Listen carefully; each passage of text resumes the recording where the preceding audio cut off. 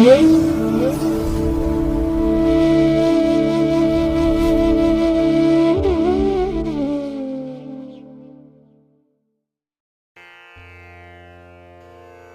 ಮಹಾಗಣಪತಯೇ ನಮಃ.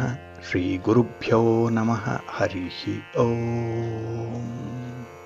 ಪ್ರೀತಿಯ ವೀಕ್ಷಕ ಬಂಧುಗಳೇ, ತಮಗೆಲ್ಲರಿಗೂ ಸಿರಿಗನ್ನಡ ಸುದ್ದಿವಾಹಿನಿಗೆ ಸ್ವಾಗತ. ದಯಾಮಯನಾದಂತಹ ಭಗವಂತನ ಅನುಗ್ರಹ ತಮ್ಮೆಲ್ಲರಿಗೆ ಪ್ರಾಪ್ತಿಯಾಗಲಿ, ತಮ್ಮೆಲ್ಲರ ಜೀವನ ಆರೋಗ್ಯದಾಯಕವಾಗಿರಲಿ, ಸಂತೃಪ್ತಿದಾಯಕವಾಗಿರಲಿ ಎಂದು ಭಗವಂತನಲ್ಲಿ ಪ್ರಾರ್ಥನೆಯನ್ನು ಮಾಡ್ತಾ ಈ ದಿನದ ಪಂಚಾಂಗ ಫಲವನ್ನು ನೋಡೋಣ. ಹಾಗೆ ಈ ದಿನದ ವಿಶೇಷತೆ ಏನು, ದ್ವಾದಶ ರಾಶಿಯವರ ಗೋಚಾರ ಫಲಾಫಲಗಳು ಹೇಗಿವೆ ಅನ್ನೋಂಥ ವಿಚಾರಗಳನ್ನು ಕೂಡ ತಿಳ್ಕೊಳ್ಳೋಣ. ಈ ದಿನ 2026 ಮೇ ತಿಂಗಳ 23ನೇ ತಾರೀಕು ಸ್ಥಿರವಾಸರ ಅಂದರೆ ಶನಿವಾರ. ಇದು ಶ್ರೀ ಪರಾಭವ ನಾಮ ಸಂವತ್ಸರದ ಉತ್ತರಾಯಣ ಗ್ರೀಷ್ಮ ಋತು ಅಧಿಕ ಜ್ಯೇಷ್ಠ ಮಾಸದ ಶುಕ್ಲ ಪಕ್ಷದ ಸಪ್ತಮಿಯ ತಿಥಿ ಇರುವಂತಹ ದಿನ. ಈ ಸಪ್ತಮಿಯ ತಿಥಿ ಈ ದಿನ ಬೆಳಿಗ್ಗೆ 10 ಗಂಟೆ 14 ನಿಮಿಷದವರೆಗೆ ಇರಲಿದೆ. ನಂತರ ಅಷ್ಟಮಿ ಆರಂಭ ಆಗುತ್ತೆ. ಈ ದಿನದ ನಕ್ಷತ್ರ ಆಶ್ಲೇಷ ನಕ್ಷತ್ರ. ಇದು ಈ ದಿನ ಬೆಳಿಗ್ಗೆ 7 ಗಂಟೆ 17 ನಿಮಿಷದವರೆಗೆ ಇರಲಿದೆ. ನಂತರ ಮಖ ನಕ್ಷತ್ರ ಆರಂಭ ಆಗುತ್ತೆ. ಈ ದಿನದ ಕರ್ಣ ಪೂರ್ವಕರ್ಣ ವಿಷ್ಟಿ ಅಥವಾ ಭದ್ರ. ಇದು ಈ ದಿನ ಅಪರಾಹ್ನ 4 ಗಂಟೆ 43 ನಿಮಿಷದವರೆಗೆ ಇರಲಿದೆ. ನಂತರ ಉತ್ತರ ಕರ್ಣ ಭವ ಆರಂಭ ಆಗುತ್ತೆ. ಈ ದಿನದ ಯೋಗ ಧ್ರುವ ಯೋಗ. ಇದು ಈ ದಿನ ಬೆಳಿಗ್ಗೆ 6 ಗಂಟೆ 13 ನಿಮಿಷದವರೆಗೆ ಇರಲಿದೆ. ನಂತರ ವ್ಯಾಘಾತ ಯೋಗ ಆರಂಭ ಆಗುತ್ತೆ. ಈ ದಿನ ದಿಕ್ಷೂಲೆ ಇರುವಂಥದ್ದು ಪೂರ್ವ ದಿಕ್ಕಿಗೆ. ಇನ್ನು ಈ ದಿನ ಸೂರ್ಯ ಇರುವಂತಹ ರಾಶಿ ವೃಷಭ, ಚಂದ್ರ ಇರುವಂತಹ ರಾಶಿ ಸಿಂಹ. ಹಾಗೆ ಈ ದಿನ ರಾಹುಕಾಲ ಇರುವಂತಹ ಸಮಯ ಈ ದಿನ ಬೆಳಿಗ್ಗೆ 9 ಗಂಟೆ 8 ನಿಮಿಷದಿಂದ ಬೆಳಿಗ್ಗೆ 10 ಗಂಟೆ 44 ನಿಮಿಷದವರೆಗೆ. ಗುಳಿಕ ಕಾಲ ಈ ದಿನ ಪ್ರಾತಃ ಕಾಲ 5 ಗಂಟೆ 57 ನಿಮಿಷದಿಂದ ಬೆಳಿಗ್ಗೆ 7 ಗಂಟೆ 32 ನಿಮಿಷದವರೆಗೆ. ಹಾಗೆ ಯಮಗಂಡ ಕಾಲ ಈ ದಿನ ಮಧ್ಯಾಹ್ನ 1 ಗಂಟೆ 55 ನಿಮಿಷದಿಂದ ಅಪರಾಹ್ನ 3 ಗಂಟೆ 31 ನಿಮಿಷದವರೆಗೆ ಇರಲಿದೆ. ಇನ್ನು ಈ ದಿನ ದುಷ್ಟ ಮುಹೂರ್ತ ಇರುವಂತಹ ಸಮಯ ಈ ದಿನ ಬೆಳಿಗ್ಗೆ 7 ಗಂಟೆ 32 ನಿಮಿಷದಿಂದ ಬೆಳಿಗ್ಗೆ 8 ಗಂಟೆ 20 ನಿಮಿಷದವರೆಗೆ ದುಷ್ಟ ಮುಹೂರ್ತದ ಸಮಯ. ಹಾಗಾಗಿ ಈ ಸಮಯದಲ್ಲಿ ಯಾವುದೇ ಪ್ರಯಾಣವನ್ನಾಗಲಿ ಯಾವುದೇ ಶುಭ ಕಾರ್ಯಗಳನ್ನಾಗಲಿ ಆರಂಭ ಮಾಡಬೇಡಿ. ಯಾಕೆಂದರೆ ನೀವು ಯಾವುದೇ ಚಟುವಟಿಕೆಗಳನ್ನು ಈ ದುರ್ಮುಹೂರ್ತದ ಸಮಯದಲ್ಲಿ ಆರಂಭ ಮಾಡಿದರೆ ಅದರಿಂದ ಬರುವಂತಹ ಫಲಿತಾಂಶಗಳು ಅಷ್ಟೊಂದು ಅನುಕೂಲಕರವಾಗಿ ಇರೋದಿಲ್ಲ. ಅದರಿಂದಲೇ ಈ ದುಷ್ಟ ಮುಹೂರ್ತವನ್ನು ಅವಾಯ್ಡ್ ಮಾಡುವಂಥದ್ದು ತುಂಬ ಉತ್ತಮ. ಇನ್ನು ಈ ದಿನ ಅಭಿಜಿತ್ ಮುಹೂರ್ತ ಇರುವಂತಹ ಸಮಯ ಈ ದಿನ ಬೆಳಿಗ್ಗೆ 11 ಗಂಟೆ 52 ನಿಮಿಷದಿಂದ ಮಧ್ಯಾಹ್ನ 12 ಗಂಟೆ 45 ನಿಮಿಷದವರೆಗೆ ಅಭಿಜಿತ್ ಮುಹೂರ್ತದ ಸಮಯ. ಇನ್ನು ಈ ದಿನ ವಿಶೇಷವಾಗಿ ಅಮೃತ ಕಾಲ ಇರುವಂತಹ ಸಮಯ ಈ ದಿನ ರಾತ್ರಿ 11 ಗಂಟೆ 49 ನಿಮಿಷದಿಂದ ರಾತ್ರಿ 1 ಗಂಟೆ 25 ನಿಮಿಷದವರೆಗೆ ಅಮೃತ ಕಾಲದ ಸಮಯ. ಇನ್ನು ಈ ದಿನ ಚಗೋದಯದ ಲಾಭದ ಸಮಯ ಅಂತ ಹೇಳಿದ್ರೆ ಈ ದಿನ ಬೆಳಿಗ್ಗೆ 8 ಗಂಟೆ 18 ನಿಮಿಷದಿಂದ ಬೆಳಿಗ್ಗೆ 9 ಗಂಟೆ 10 ನಿಮಿಷದವರೆಗೆ ಚಗೋದಯದ ಸಮಯ.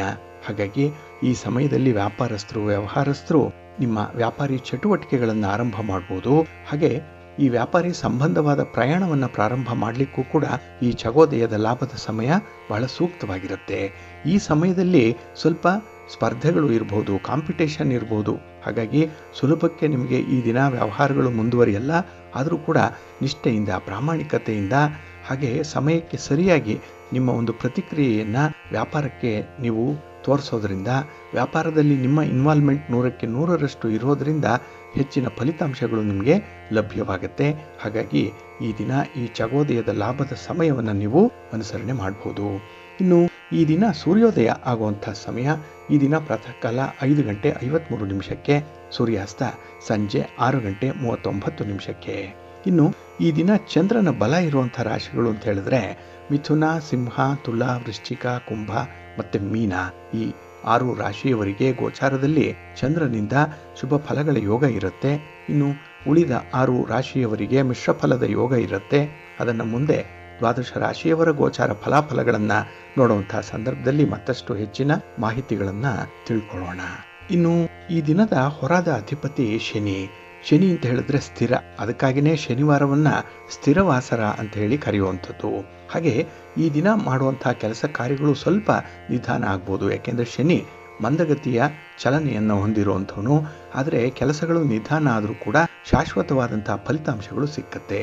ನಾವು ಮಾಡುವಂತಹ ಕೆಲಸ, ನಮ್ಮ ಉದ್ಯೋಗ, ನಮ್ಮ ಶ್ರಮ, ನಮ್ಮ ವೃತ್ತಿ ಎಲ್ಲದಕ್ಕೂ ಕೂಡ ಕಾರಕ ಶನಿಯೇ. ಹಾಗಾಗಿ ಈ ದಿನದ ಕೆಲಸ ಕಾರ್ಯಗಳು ಶನಿಯ ಕೃಪೆಯಿಂದ ನಿಧಾನ ಆದರೂ ಕೂಡ ಸ್ಥಿರವಾಗಿ ನಡೆಯುತ್ತೆ. ಒಳ್ಳೆಯ ಫಲಿತಾಂಶಗಳನ್ನು ತಂದು ಕೊಡುತ್ತೆ. ಆದರೆ ಫಲಿತಾಂಶ ಈ ದಿನವೇ ಸಿಕ್ಕಲ್ಲ, ಸ್ವಲ್ಪ ನಿಧಾನ ಆಗುತ್ತೆ. ಅದಕ್ಕಾಗಿ ತಾಳ್ಮೆಯಿಂದ, ಸಂಯಮದಿಂದ, ನಿಷ್ಠೆಯಿಂದ ಯಾರು ಕೆಲಸ ಕಾರ್ಯಗಳಲ್ಲಿ ಇನ್ವಾಲ್ವ್ ಆಗ್ತಾರೋ ಅಂಥವ್ರಿಗೆ ಈ ದಿನ ವಿಶೇಷವಾದಂಥ ಫಲಗಳು ಸಿಕ್ಕುವಂಥ ಸೂಚನೆಗಳು ಕಾಣಿಸ್ತಾ ಇದೆ. ಇನ್ನು ಈ ದಿನದಲ್ಲಿ ಸ್ಥಿರವಾದ ಫಲಿತಾಂಶವನ್ನು ಪಡ್ಕೊಳ್ಳುವಂಥ ಸಂದರ್ಭ ಅಂತ ಹೇಳಿದ್ರೆ ಅದು ನಮ್ಮ ಜ್ಞಾನವನ್ನು ಹೆಚ್ಚಿಸಿಕೊಳ್ಳುವಂಥದ್ದು.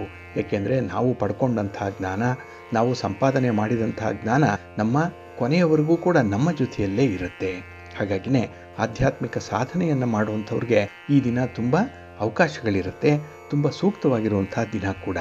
ಇನ್ನು ಕೆಲವರು ತಂತ್ರವಿದ್ಯೆಯನ್ನು ಕಲಿತಾರೆ. ಯಂತ್ರ, ಮಂತ್ರ, ತಂತ್ರ ಇತ್ಯಾದಿ ವಿದ್ಯೆಗಳನ್ನು ಕಲಿಯುವಂಥವ್ರಿಗೂ ಕೂಡ ಈ ದಿನ ತುಂಬ ಪ್ರಶಸ್ತವಾಗಿದೆ. ಏಕೆಂದರೆ ನಿಮ್ಮ ಗುರುಗಳ ಸಮ್ಮುಖದಲ್ಲಿ, ಗುರುಗಳ ಮಾರ್ಗದರ್ಶನದಲ್ಲಿ ನೀವು ಕಲಿಯುವಂಥ ವಿದ್ಯೆ ನಿಮಗೆ ಶಾಶ್ವತವಾದಂತಹ ಸ್ಥಿರವಾದಂತಹ ಫಲಿತಾಂಶಗಳನ್ನು ತಂದುಕೊಡುತ್ತೆ. ಅದರಲ್ಲೂ ಈ ದಿನ ಇರುವಂಥ ಗುರುಹೋರದಲ್ಲಿ ನಿಮ್ಮ ಚಟುವಟಿಕೆಗಳನ್ನು ಆರಂಭ ಮಾಡೋದ್ರಿಂದ ಅದು ಕೂಡ ನಿಮಗೆ ಅತ್ಯುತ್ತಮವಾದ ಫಲವನ್ನು ತಂದುಕೊಡುತ್ತೆ. ಏಕೆಂದರೆ ಗುರುಹೋರ ಈ ದಿನ ಎಲ್ಲ ಕೆಲಸ ಕಾರ್ಯಗಳಿಗೂ ಕೂಡ ತುಂಬ ಅನುಕೂಲಕರವಾಗಿರುವಂಥ ಸಮಯ. ಹಾಗಾಗಿ ಈ ದಿನ ಗುರುಹೋರ ಇರುವಂಥ ಸಮಯ ಈ ದಿನ ಬೆಳಿಗ್ಗೆ 6:35 ಬೆಳಿಗ್ಗೆ 7:43 ಇನ್ನು ಮಧ್ಯಾಹ್ನ 2:34 ಅಪರಾಹ್ನ 3:42 ಹಾಗೆ ರಾತ್ರಿ 9:43 ರಾತ್ರಿ 10:35 ಗುರುಹೋರ ಇರುವಂಥ ಸಮಯ. ಇದನ್ನು ಈ ದಿನ ನೀವು ಅನುಸರಣೆ ಮಾಡಬಹುದು, ಒಳ್ಳೆಯದಾಗುತ್ತೆ. ಆದರೆ ಈ ದಿನ ಇರುವಂಥ ಶನಿ ಹೋರದಲ್ಲಿ ನಿಮ್ಮ ಕೆಲಸ ಕಾರ್ಯಗಳು ಆರಂಭ ಆದರೆ ಸ್ವಲ್ಪ ನಿಧಾನ ಆಗುತ್ತೆ. ಏಕೆಂದರೆ ಶನಿ ಹೋರ ಮಂದಗತಿಯಲ್ಲಿ ನಡೆಯೋದ್ರಿಂದ ಕೆಲಸ ಕಾರ್ಯಗಳ ವೇಗ ಅಷ್ಟೊಂದಾಗಿ ಇರಲ್ಲ. ಹಾಗಾಗಿ ನಿಮ್ಮ ತಾಳ್ಮೆ ಪರೀಕ್ಷೆಗೆ ಒಳಪಡುವಂಥ ಸಂದರ್ಭಗಳು ಈ ದಿನ ಶನಿ ಹೋರದಲ್ಲಿ ಇರುತ್ತೆ. ಹಾಗಾಗಿ ಯಾರು ಶಾಂತಿಯಿಂದ, ಸಹನೆಯಿಂದ, ಸಂಯಮದಿಂದ ಕೆಲಸಗಳನ್ನು ಆರಂಭ ಮಾಡ್ತಾರೆ ಅವರಿಗೆ ಒಳ್ಳೆಯ ಸಮಯ ಇದು. ಆದರೆ ಈ ದಿನ ಪ್ರಮುಖವಾಗಿರುವಂಥ ಕೆಲಸ ಕಾರ್ಯಗಳನ್ನು ಆದಷ್ಟು ಶನಿ ಹೋರದಲ್ಲಿ ಆರಂಭ ಮಾಡಬೇಡಿ.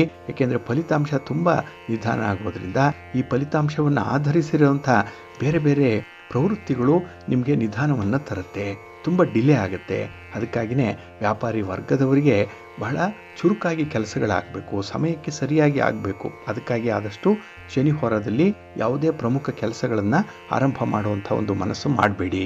ಇದು ಈ ದಿನ ಬೆಳಿಗ್ಗೆ 5:26 ಬೆಳಿಗ್ಗೆ 6:35 ಇನ್ನು ಮಧ್ಯಾಹ್ನ 1:25 ಮಧ್ಯಾಹ್ನ 2:34 ಹಾಗೆ ರಾತ್ರಿ 8:52 ರಾತ್ರಿ 9:43 ಶನಿ ಹೋರ ಇರುವಂಥ ಸಮಯ. ಇದನ್ನು ಈ ದಿನ ಸ್ವಲ್ಪ ಅವಾಯ್ಡ್ ಮಾಡ್ಕೊಳ್ಳಿ, ಒಳ್ಳೆಯದಾಗುತ್ತೆ. ಇನ್ನು ಈ ದಿನ ಇರುವಂಥ ರವಿ ಹೋರ ಕೂಡ ಅನ್ಫೇವರಬಲ್ ಆಗಿ ಇರುವಂಥದ್ದು. ಅದರಲ್ಲೂ ರಾಜಕಾರಣಿಗಳಿಗೆ, ರಾಜಕೀಯ ಕ್ಷೇತ್ರದಲ್ಲಿರುವಂಥವ್ರಿಗೆ ರವಿ ಹೋರ ಅಷ್ಟೊಂದು ಸಪೋರ್ಟಿವ್ ಆಗಿ ಇಲ್ಲ. ಅದಕ್ಕಾಗಿಯೇ ನಿಮ್ಮ ಹೊಸ ಚಟುವಟಿಕೆಗಳನ್ನಾಗಲಿ ಯಾವುದೇ ರೀತಿಯ ಪ್ರಯಾಣವನ್ನಾಗಲಿ ರವಿ ಹೋರದಲ್ಲಿ ಆರಂಭ ಮಾಡಬೇಡಿ. ಇನ್ನು ಸರ್ಕಾರದ ಮಟ್ಟದಲ್ಲಿ ಆಗಬೇಕಾಗಿರುವಂಥ ಕೆಲಸ ಕಾರ್ಯಗಳು ಕೂಡ ಈ ದಿನ ತುಂಬ ನಿಧಾನ ಆಗುತ್ತೆ. ಇನ್ನು ಹಿರಿಯರನ್ನು ಭೇಟಿ ಮಾಡಬೇಕು, ಗಣ್ಯರನ್ನು ಭೇಟಿ ಮಾಡಬೇಕು, ರಾಜಕಾರಣಿಗಳನ್ನು ಭೇಟಿ ಮಾಡಬೇಕು, ಸರ್ಕಾರದ ಮಟ್ಟದ ಅಧಿಕಾರಿಗಳನ್ನು ಭೇಟಿ ಮಾಡಬೇಕು ಅನ್ನುವಂಥ ವಿಚಾರ ಇದ್ದರೂ ಕೂಡ ಅದನ್ನು ರವಿ ಹೋರದಲ್ಲಿ ಮಾಡಬೇಡಿ. ಹಾಗಾಗಿ ಈ ದಿನ ಈ ಎಲ್ಲ ಕಾರ್ಯಗಳಿಗೆ ರವಿ ಹೋರವನ್ನು ಅವಾಯ್ಡ್ ಮಾಡುವಂಥದ್ದು ಉತ್ತಮ. ಇದು ಈ ದಿನ ಬೆಳಿಗ್ಗೆ 8:51 ಬೆಳಿಗ್ಗೆ 10 ಇನ್ನು ಅಪರಾಹ್ನ 4:51 ಸಂಜೆ 5:59 ಹಾಗೆ ರಾತ್ರಿ 11:26 ರಾತ್ರಿ 12:18 ರವಿ ಹೋರ ಇರುವಂಥ ಸಮಯ. ಇದನ್ನು ಈ ದಿನ ಸ್ವಲ್ಪ ಅವಾಯ್ಡ್ ಮಾಡ್ಕೊಳ್ಳಿ, ಒಳ್ಳೆಯದಾಗುತ್ತೆ. ಹಾಗೆ ಈ ದಿನ ಇರುವಂಥ ಕುಜ ಹೋರ ಏನಿದೆ ಇದು ಕೂಡ ಅಷ್ಟೊಂದು ಸೂಕ್ತವಾಗಿಲ್ಲ. ಇದು ಕೂಡ ಅನ್ಫೇವರಬಲ್ ಆಗೇ ಇರುವಂಥದ್ದು. ಅದರಲ್ಲೂ ಈ ಭೂಮಿಗೆ ಸಂಬಂಧಪಟ್ಟಂತಹ ವ್ಯವಹಾರಗಳು, ನಿಮ್ಮ ಮನೆ, ಸೈಟು, ಜಮೀನು ಇತ್ಯಾದಿಗಳನ್ನು ಮಾರಾಟ ಮಾಡುವಂಥ ವಿಚಾರ ಆಗಲಿ, ಖರೀದಿ ಮಾಡುವಂಥ ವಿಚಾರ ಆಗಲಿ ಈ ಕುಜ ಹೋರದಲ್ಲಿ ಪ್ರಸ್ತಾಪ ಮಾಡಬೇಡಿ. ಇನ್ನು ದಾಖಲೆ ಪತ್ರಗಳಿಗೆ ಸಹಿ ಮಾಡುವಂಥದ್ದಾಗಲಿ, ಅಡ್ವಾನ್ಸ್ ಕೊಡುವಂಥ ವಿಚಾರ ಆಗಲಿ, ಇನ್ನು ಭೂಮಿಗೆ ಸಂಬಂಧಪಟ್ಟಂತೆ ಯಾವುದೇ ನಿರ್ಧಾರಗಳನ್ನು ಕೈಗೊಳ್ಳುವಂಥ ವಿಚಾರ ಆದರೂ ಕೂಡ ಈ ಕುಜ ಹೋರದಲ್ಲಿ ಮಾಡಬೇಡಿ. ಇನ್ನು ಈ ದಿನ ಕೆಲವು ಸಾಹಸದ ಕೆಲಸಗಳನ್ನು ಮಾಡುವಂಥ ಇಲಾಖೆಗಳು, ಪೊಲೀಸ್ ಇಲಾಖೆ, ಮಿಲಿಟರಿ ಇಲಾಖೆ, ಅಗ್ನಿಶಾಮಕ ದಳ, ಬಾರ್ಡರ್ ಸೆಕ್ಯೂರಿಟಿ ಫೋರ್ಸ್ ಇಂತಹ ಇಲಾಖೆಗಳಲ್ಲಿ ಕೆಲಸ ಮಾಡುವಂಥವ್ರು, ಅದರಲ್ಲೂ ಈ ಗಣಿಗಳಲ್ಲಿ ಕೆಲಸ ಮಾಡುವಂಥವ್ರು ಈ ದಿನ ಸ್ವಲ್ಪ ನಿಮ್ಮ ಸಾಹಸದ ಕೆಲಸವನ್ನು ಈ ಕುಜ ಹೋರದಲ್ಲಿ ಮಾಡದೇ ಇರುವಂಥದ್ದು ಉತ್ತಮ. ಏಕೆಂದರೆ ಇಂಥ ಒಂದು ಸಂದರ್ಭದಲ್ಲೇ ನಿಮಗೆ ಸಣ್ಣ ಪುಟ್ಟ ಅವಘಡಗಳು ಉಂಟಾಗುವಂಥ ಸಾಧ್ಯತೆ ಇರುತ್ತೆ. ಹಾಗಾಗಿ ಈ ದಿನ ಕುಜ ಹೋರವನ್ನು ಅವಾಯ್ಡ್ ಮಾಡುವಂಥದ್ದು ಉತ್ತಮ. ಇದು ಈ ದಿನ ಬೆಳಿಗ್ಗೆ 7:43 ಬೆಳಿಗ್ಗೆ 8:51 ಇನ್ನು ಅಪರಾಹ್ನ 3:42 ಸಂಜೆ 4:51 ಹಾಗೆ ರಾತ್ರಿ 10:35 ರಾತ್ರಿ 11:26 ಕುಜಹೋರ ಇರುವಂತಹ ಸಮಯ. ಇದನ್ನ ಈ ದಿನ ನೀವು ಸ್ವಲ್ಪ ಅವಾಯ್ಡ್ ಮಾಡಿಕೊಳ್ಳುವಂಥದ್ದು ಉತ್ತಮ. ಆದರೆ ಈ ಚಗೋದಯದ ಲಾಭದ ಸಮಯದಲ್ಲಿ ಮಾತ್ರ ನಿಮ್ಮ ಒಂದು ಚಟುವಟಿಕೆಗಳನ್ನು ಮುಂದುವರಿಸ್ಬೋದು. ಇಲ್ಲಿ ಕುಜಹೋರ ತುಂಬ ಸ್ಪರ್ಧೆ, ತುಂಬ ಕಾಂಪಿಟೇಷನ್ ಇರುವಂತಹ ಸಂದರ್ಭ ಇರುತ್ತೆ. ಅದನ್ನು ಧೈರ್ಯದಿಂದ, ಆತ್ಮವಿಶ್ವಾಸದಿಂದ ಎದುರಿಸುವಂಥ ಒಂದು ಪ್ರಯತ್ನ ಮಾಡಿ. ನಿಮ್ಮ ವ್ಯಾಪಾರದ ಪ್ರಯತ್ನಗಳು ಯಶಸ್ವಿಯಾಗತ್ತೆ. ಹಾಗಾಗಿ ಬಂಧುಗಳೇ, ನಿಮ್ಮ ಕೆಲಸ ಕಾರ್ಯಗಳನ್ನು, ನಿಮ್ಮ ಚಟುವಟಿಕೆಗಳನ್ನು ಆದಷ್ಟು ಶುಭ ಮುಹೂರ್ತದಲ್ಲಿ ಆರಂಭ ಮಾಡಿ. ಒಳ್ಳೆಯ ಸಮಯ ಯಾವುದು ಅದನ್ನು ತಿಳ್ಕೊಳ್ಳಿ. ಯಾವ ಹೊರ ಯಾವ ಕೆಲಸಕ್ಕೆ ಸೂಕ್ತವಾಗಿದೆ ಅದನ್ನು ಕೂಡ ತಿಳ್ಕೊಳ್ಬೇಕು. ಅದಕ್ಕಾಗಿಯೇ ನೀವು ಪ್ರತಿನಿತ್ಯ ಪಂಚಾಂಗವನ್ನು ಅನುಸರಣೆ ಮಾಡಬೇಕು. ಆ ಒಂದು ಹಿನ್ನೆಲೆಯಲ್ಲೇ ಸಿರಿಗನ್ನಡ ಸುದ್ದಿವಾಹಿನಿ ಪ್ರತಿನಿತ್ಯ ಪ್ರಸಾರ ಮಾಡುವಂಥ ಈ ಪಂಚಾಂಗದ ವಿವರಗಳನ್ನು ಕೇಳಿಸ್ಕೊಳ್ಳಿ. ಇದರಲ್ಲಿ ನಿಮಗೆ ಬೇಕಾದಂತಹ ಎಲ್ಲ ಮಾಹಿತಿಗಳು ಕೂಡ ಸಿಕ್ಕತ್ತೆ. ಇದನ್ನು ನೀವು ಅನುಸರಣೆ ಮಾಡೋದ್ರಿಂದ, ಅಂದರೆ ನಾವು ಹೇಳುವಂತಹ ಸಮಯದಲ್ಲಿ ನಿಮ್ಮ ಚಟುವಟಿಕೆಗಳನ್ನು ಆರಂಭ ಮಾಡೋದ್ರಿಂದ ನಿಮಗೆ ಅತ್ಯುತ್ತಮವಾದಂತಹ ಫಲ ಸಿಕ್ಕತ್ತೆ. ನಿಮ್ಮ ಪ್ರಯತ್ನ ಸಾರ್ಥಕವಾಗುತ್ತೆ. ಏಕೆಂದರೆ ಪಂಚಾಂಗ ನಿಮಗೆ ಮಾರ್ಗದರ್ಶಿಯಾಗಿರುತ್ತೆ. ಹಾಗೆ ಕೆಲಸ ಕಾರ್ಯಗಳ ಯಶಸ್ಸಿನಿಂದ ಮನಸ್ಸಿಗೆ ಸಮಾಧಾನ ಇರುತ್ತೆ, ಒಳ್ಳೆಯದಾಗತ್ತೆ. ಪ್ರೀತಿಯ ಬಂಧುಗಳೇ, ಈ ದಿನ ಬಹಳ ವಿಶೇಷವಾಗಿರುವಂತಹ ದಿನ. ಈ ದಿನ ಅಷ್ಟಮಿಯ ತಿಥಿ ಬಹುಪಾಲು ಸಮಯ ಇರುವಂಥದ್ದು. ಹಾಗಾಗಿ ಈ ದಿನ ದುರ್ಗಾಷ್ಟಮಿಯ ವ್ರತವನ್ನು ಆಚರಣೆ ಮಾಡಬೇಕು. ಅದರಲ್ಲೂ ತಾಯಿ ದುರ್ಗೆಯನ್ನು ಆರಾಧನೆ ಮಾಡೋದ್ರಿಂದ ಸಕಲ ಸಂಕಷ್ಟಗಳು ಕೂಡ ನಿವಾರಣೆಯಾಗುತ್ತೆ ಅನ್ನುವಂಥ ನಂಬಿಕೆ ಇದೆ. ಹಾಗಾಗಿ ಈ ದಿನ ಯಾವುದಾದ್ರೂ ಒಂದು ಸ್ತ್ರೀ ಶಕ್ತಿ ದೇವತೆಯನ್ನು ದರ್ಶನ ಮಾಡಿಕೊಳ್ಳಿ. ನಿಮ್ಮ ಗ್ರಾಮ ದೇವತೆಯಾದರೂ ಕೂಡ ಈ ದಿನ ನಿಮಗೆ ಉತ್ತಮವಾದಂಥ ಫಲಗಳನ್ನು ನಿಮ್ಮ ದರ್ಶನ ಮಾತ್ರದಿಂದಲೇ ನಿಮಗೆ ಪ್ರಾಪ್ತಿಯಾಗುವಂತೆ ಮಾಡುವಂಥ ಒಂದು ಸನ್ನಿವೇಶ ಇದೆ.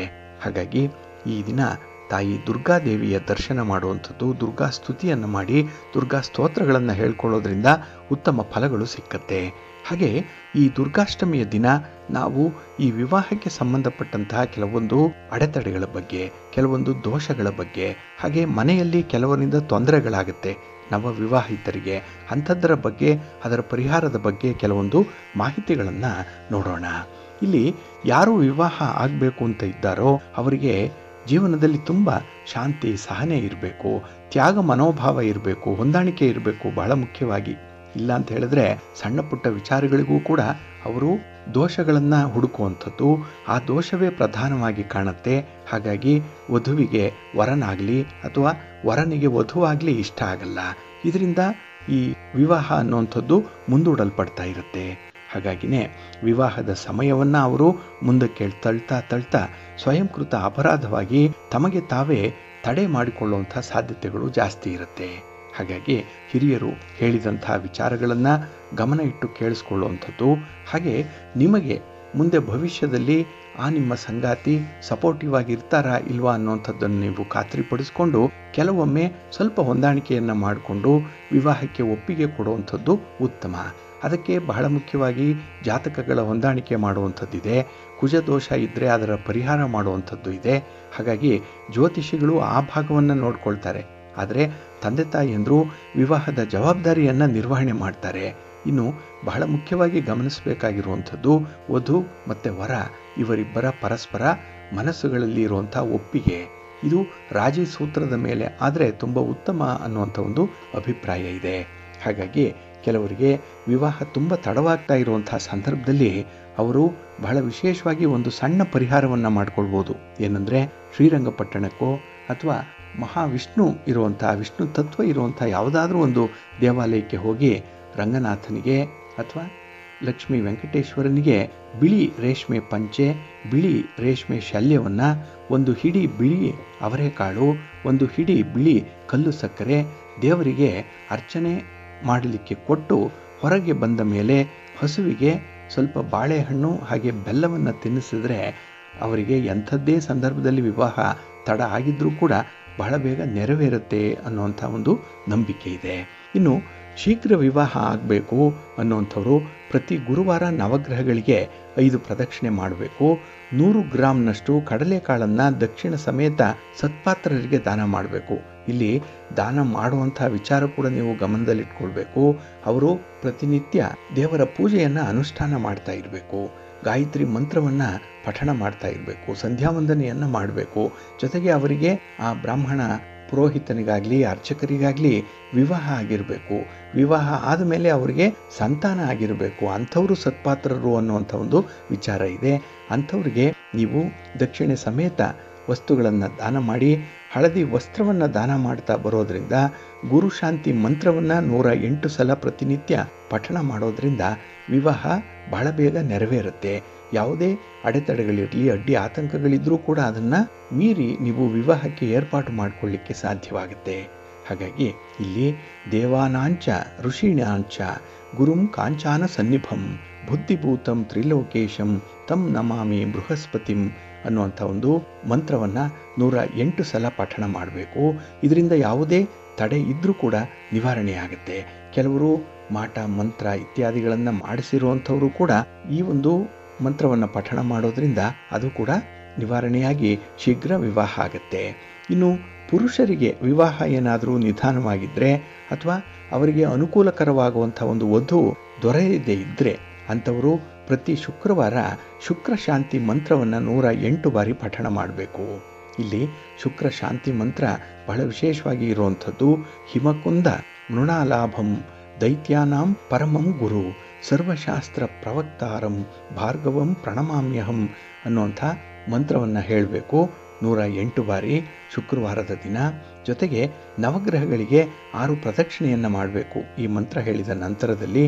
ಮತ್ತು 100 ಗ್ರಾಂನಷ್ಟು ಅವರೆಕಾಳನ್ನು ದಕ್ಷಿಣ ಸಹಿತವಾಗಿ ದಾನ ಮಾಡೋದ್ರಿಂದ ಪುರುಷರಿಗೆ ವಿವಾಹ ನಿಧಾನ ಆಗ್ತಾ ಇದ್ರೂ ಕೂಡ ನಿವಾರಣೆ ಆಗುತ್ತೆ. ಹಾಗಾಗಿ ಕನ್ಯೆ ಅಥವಾ ವಧು ನಿಮ್ಮನ್ನು ನೋಡಲಿಕ್ಕೆ ಬರ್ತಾಳೆ ಅನ್ನುವಂಥ ನಂಬಿಕೆ ಇದೆ. ಇನ್ನು ಸ್ತ್ರೀಯರಿಗೆ ಸಂಬಂಧಪಟ್ಟಂತೆ ಅವರಿಗೆ ಏನಾದರೂ ವಿವಾಹ ನಿಧಾನ ಆಗ್ತಾ ಇದ್ದರೆ ಅಥವಾ ಅವರಿಗೆ ಅನುಕೂಲವಾಗುವಂಥವರು ಹುಡುಗ ಸಿಗಬೇಕು ಅಂತ ಹೇಳಿದ್ರೆ ಪ್ರತಿ ಮಂಗಳವಾರ ಅವರು ಕುಜ ಶಾಂತಿ ಮಂತ್ರವನ್ನು 108 ಬಾರಿ ಪಠಣ ಮಾಡಬೇಕು. ಧರಣಿ ಗರ್ಭಸಂಭೂತಂ ವಿದ್ಯುತ್ಕಾಂತಿ ಸಮಪ್ರಭಂ ಕುಮಾರಂ ಶಕ್ತಿ ಹಸ್ತಂಚ ಮಂಗಳಂ ಪ್ರಣಮಾಮ್ಯಹಂ ಅನ್ನುವಂಥ ಮಂತ್ರವನ್ನು ಹೇಳಬೇಕು. ನಂತರ ನವಗ್ರಹಗಳಿಗೆ ಇವರು 9 ಪ್ರದಕ್ಷಿಣೆಯನ್ನು ಮಾಡಬೇಕು. 100 ಗ್ರಾಂನಷ್ಟು ತೊಗರಿ ಬೇಳೆಯನ್ನು ದಕ್ಷಿಣ ಸಮೇತ ಸತ್ಪಾತ್ರರಿಗೆ ಕೊಟ್ಟು ಬರಬೇಕು ಅನ್ನುವಂಥ ಒಂದು ವಿಚಾರ ಇದೆ. ಇನ್ನು ಕಾಣದ ರೀತಿಯಲ್ಲಿ ಕೆಲವು ವಿವಾಹಗಳು ತಡ ಆಗ್ತಾ ಇದೆ. ಅದಕ್ಕೆ ಕಾರಣವೇ ಗೊತ್ತಿಲ್ಲ. ಆದರೆ ಏಕೋ ಏನೋ ವಿವಾಹ ತಡ ಆಗ್ತಾ ಇರುತ್ತೆ. 35 ವರ್ಷ ಕಳೆದರೂ ಕೂಡ ವಿವಾಹ ಆಗಲ್ಲ. ಮನೆಯಲ್ಲಿ ಶುಭ ಕಾರ್ಯಗಳು ನಡೀತಾ ಇಲ್ಲ. ಯಾರೂ ಕೂಡ ಬಂದು ವಧುವನ್ನು ಕೇಳುವಂಥದ್ದಾಗಲಿ ಅಥವಾ ವರನನ್ನು ಕೇಳುವಂಥದ್ದನ್ನಾಗಲಿ ಮಾಡಲ್ಲ. ಅಂಥ ಸಂದರ್ಭಗಳೇ ಒದಗಿ ಬರ್ತಾ ಇರಲ್ಲ. ವಿವಾಹ ಆಗಲಿಕ್ಕೆ ಕಾಣದ ರೀತಿಯಲ್ಲಿ ಏನೋ ಒಂದು ಭಯ ಇರ್ಬೋದು, ನಿರಾಸಕ್ತಿ ಇರ್ಬೋದು ಅಥವಾ ವಿರಕ್ತಿನೇ ಇರ್ಬೋದು. ಅಂಥ ಒಂದು ಮನೆಗಳಲ್ಲಿ ಹೆಣ್ಣು ಕೇಳಲಿಕ್ಕಾಗಲಿ ಅಥವಾ ಗಂಡನ್ನು ಹುಡುಕಿಕೊಂಡು ಬರುವಂಥದ್ದನ್ನಾಗಲಿ ಮಾಡಲ್ಲ. ಅಂಥ ಒಂದು ಸಂದರ್ಭದಲ್ಲಿ ನೀವು ಬಹಳ ಮುಖ್ಯವಾಗಿ ರಾಹು ಗ್ರಹವನ್ನು ಆರಾಧನೆ ಮಾಡಬೇಕು. ಕಾಣದ ರೀತಿಯಲ್ಲಿ ವಿವಾಹಕ್ಕೆ ತಡೆ ಉಂಟು ಮಾಡುವಂಥವನು ಅಂದರೆ ಇದೇ ರಾಹು. ಅದಕ್ಕಾಗಿಯೇ ರಾಹು ಗ್ರಹವನ್ನು ಆರಾಧನೆ ಮಾಡಿದ್ರೆ ಶೀಘ್ರ ವಿವಾಹ ಸಂಭವ ಇರುತ್ತೆ. ರಾಹು ಗ್ರಹ ಕಾಣದ ರೀತಿಯಲ್ಲಿ ನಿಮಗೆ ವಿವಾಹ ಆಗಲಿಕ್ಕೂ ಕೂಡ ಭಯವನ್ನು ಆತಂಕವನ್ನು ನೀಡಿ ವಿವಾಹವನ್ನು ತಡ ಮಾಡ್ತಾ ಇರ್ತಾನೆ. ಹಾಗಾಗಿನೇ ಪ್ರತಿ ಶನಿವಾರ ರಾಹುಗ್ರಹ ಸ್ತೋತ್ರವನ್ನು 108 ಸಲ ಪಠಣ ಮಾಡಬೇಕು.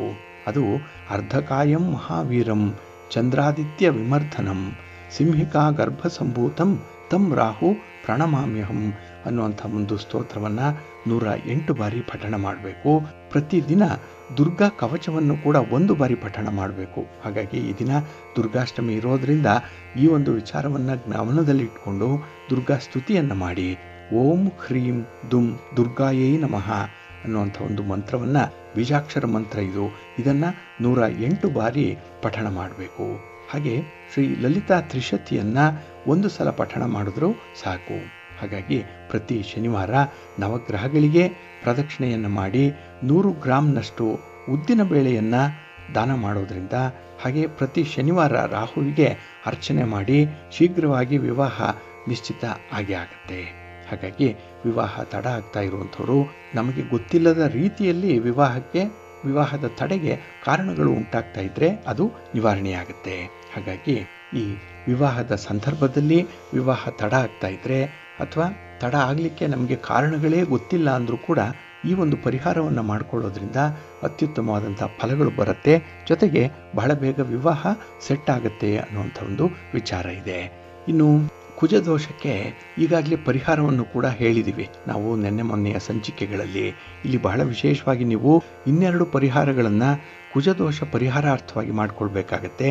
ಅದರಲ್ಲೂ ಪ್ರತಿ ಮಂಗಳವಾರ ದೇವಿಯ ಗುಡಿಗೆ ಹೋಗಿ ಕನಕಾಂಬರ ಮಾಲೆಯನ್ನು ಅರ್ಪಣೆ ಮಾಡೋದ್ರಿಂದ ಕೂಡ ಕುಜದೋಷ ನಿವಾರಣೆಯಾಗುತ್ತೆ. ಇನ್ನು ಎಲ್ಲಿಯಾದರೂ ಅನ್ನಸಂತರ್ಪಣೆ ನಡೀತಾ ಇರುವಂತಹ ಸಂದರ್ಭದಲ್ಲಿ ಸ್ವಲ್ಪ ತೊಗರಿ ಬೇಳೆಯನ್ನು ದಾನ ಮಾಡೋದ್ರಿಂದ ಕೂಡ ಕುಜದೋಷ ನಿವಾರಣೆಯಾಗುತ್ತೆ, ವಿವಾಹ ಶೀಘ್ರವಾಗುತ್ತೆ. ಇನ್ನು ಪ್ರತಿದಿನ ಸುಬ್ರಹ್ಮಣ್ಯ ಸ್ವಾಮಿ ಅಷ್ಟೋತ್ತರವನ್ನು ಹೇಳ್ಕೊಳ್ಳುವಂಥದ್ದು, ಹಾಗೆ ಸಂಜೆಯ ಸಮಯದಲ್ಲಿ ನಿಮ್ಮ ಮನೆಯ ಹೊಸ್ತಿಲಿಗೆ ಪೂಜೆಯನ್ನು ಮಾಡುವಂಥದ್ದು, ಇದನ್ನು 48 ದಿನಗಳ ಪರ್ಯಂತ ಮಾಡೋದರಿಂದ ನಿಮಗೆ ವಿವಾಹ ಬಹಳ ಬೇಗ ಏರ್ಪಾಟಾಗುತ್ತೆ. ಇನ್ನು ಪ್ರತಿದಿನ 48 ದಿನಗಳವರೆಗೂ ಕೂಡ ತೊಗರಿ ಬೇಳೆಯನ್ನು ನೀರಿನಲ್ಲಿ ನೆನೆಸಿ ಬೆಲ್ಲದ ಜೊತೆ ಹೋರಿಗೆ ಅಥವಾ ಎತ್ತಿಗೆ ಕೊಡೋದ್ರಿಂದ ಕೂಡ ನಿಮಗೆ ದೋಷ ನಿವಾರಣೆಯಾಗುತ್ತೆ, ವಿವಾಹ ಬಹಳ ಬೇಗ ಇತ್ಯರ್ಥವಾಗುತ್ತೆ ಅನ್ನುವಂಥ ಒಂದು ವಿಚಾರ ಇದೆ. ಇನ್ನು ವಿವಾಹ ಆಗಿರುವಂಥ ದಂಪತಿಗಳಲ್ಲಿ ವಿರಸ ಏನಾದರೂ ಇದ್ದರೆ ಪತ್ನಿ ಪ್ರತಿ ಮಂಗಳವಾರ ತೊಗರಿ ಬೇಳೆಯನ್ನು ದಾನ ಮಾಡಬೇಕು.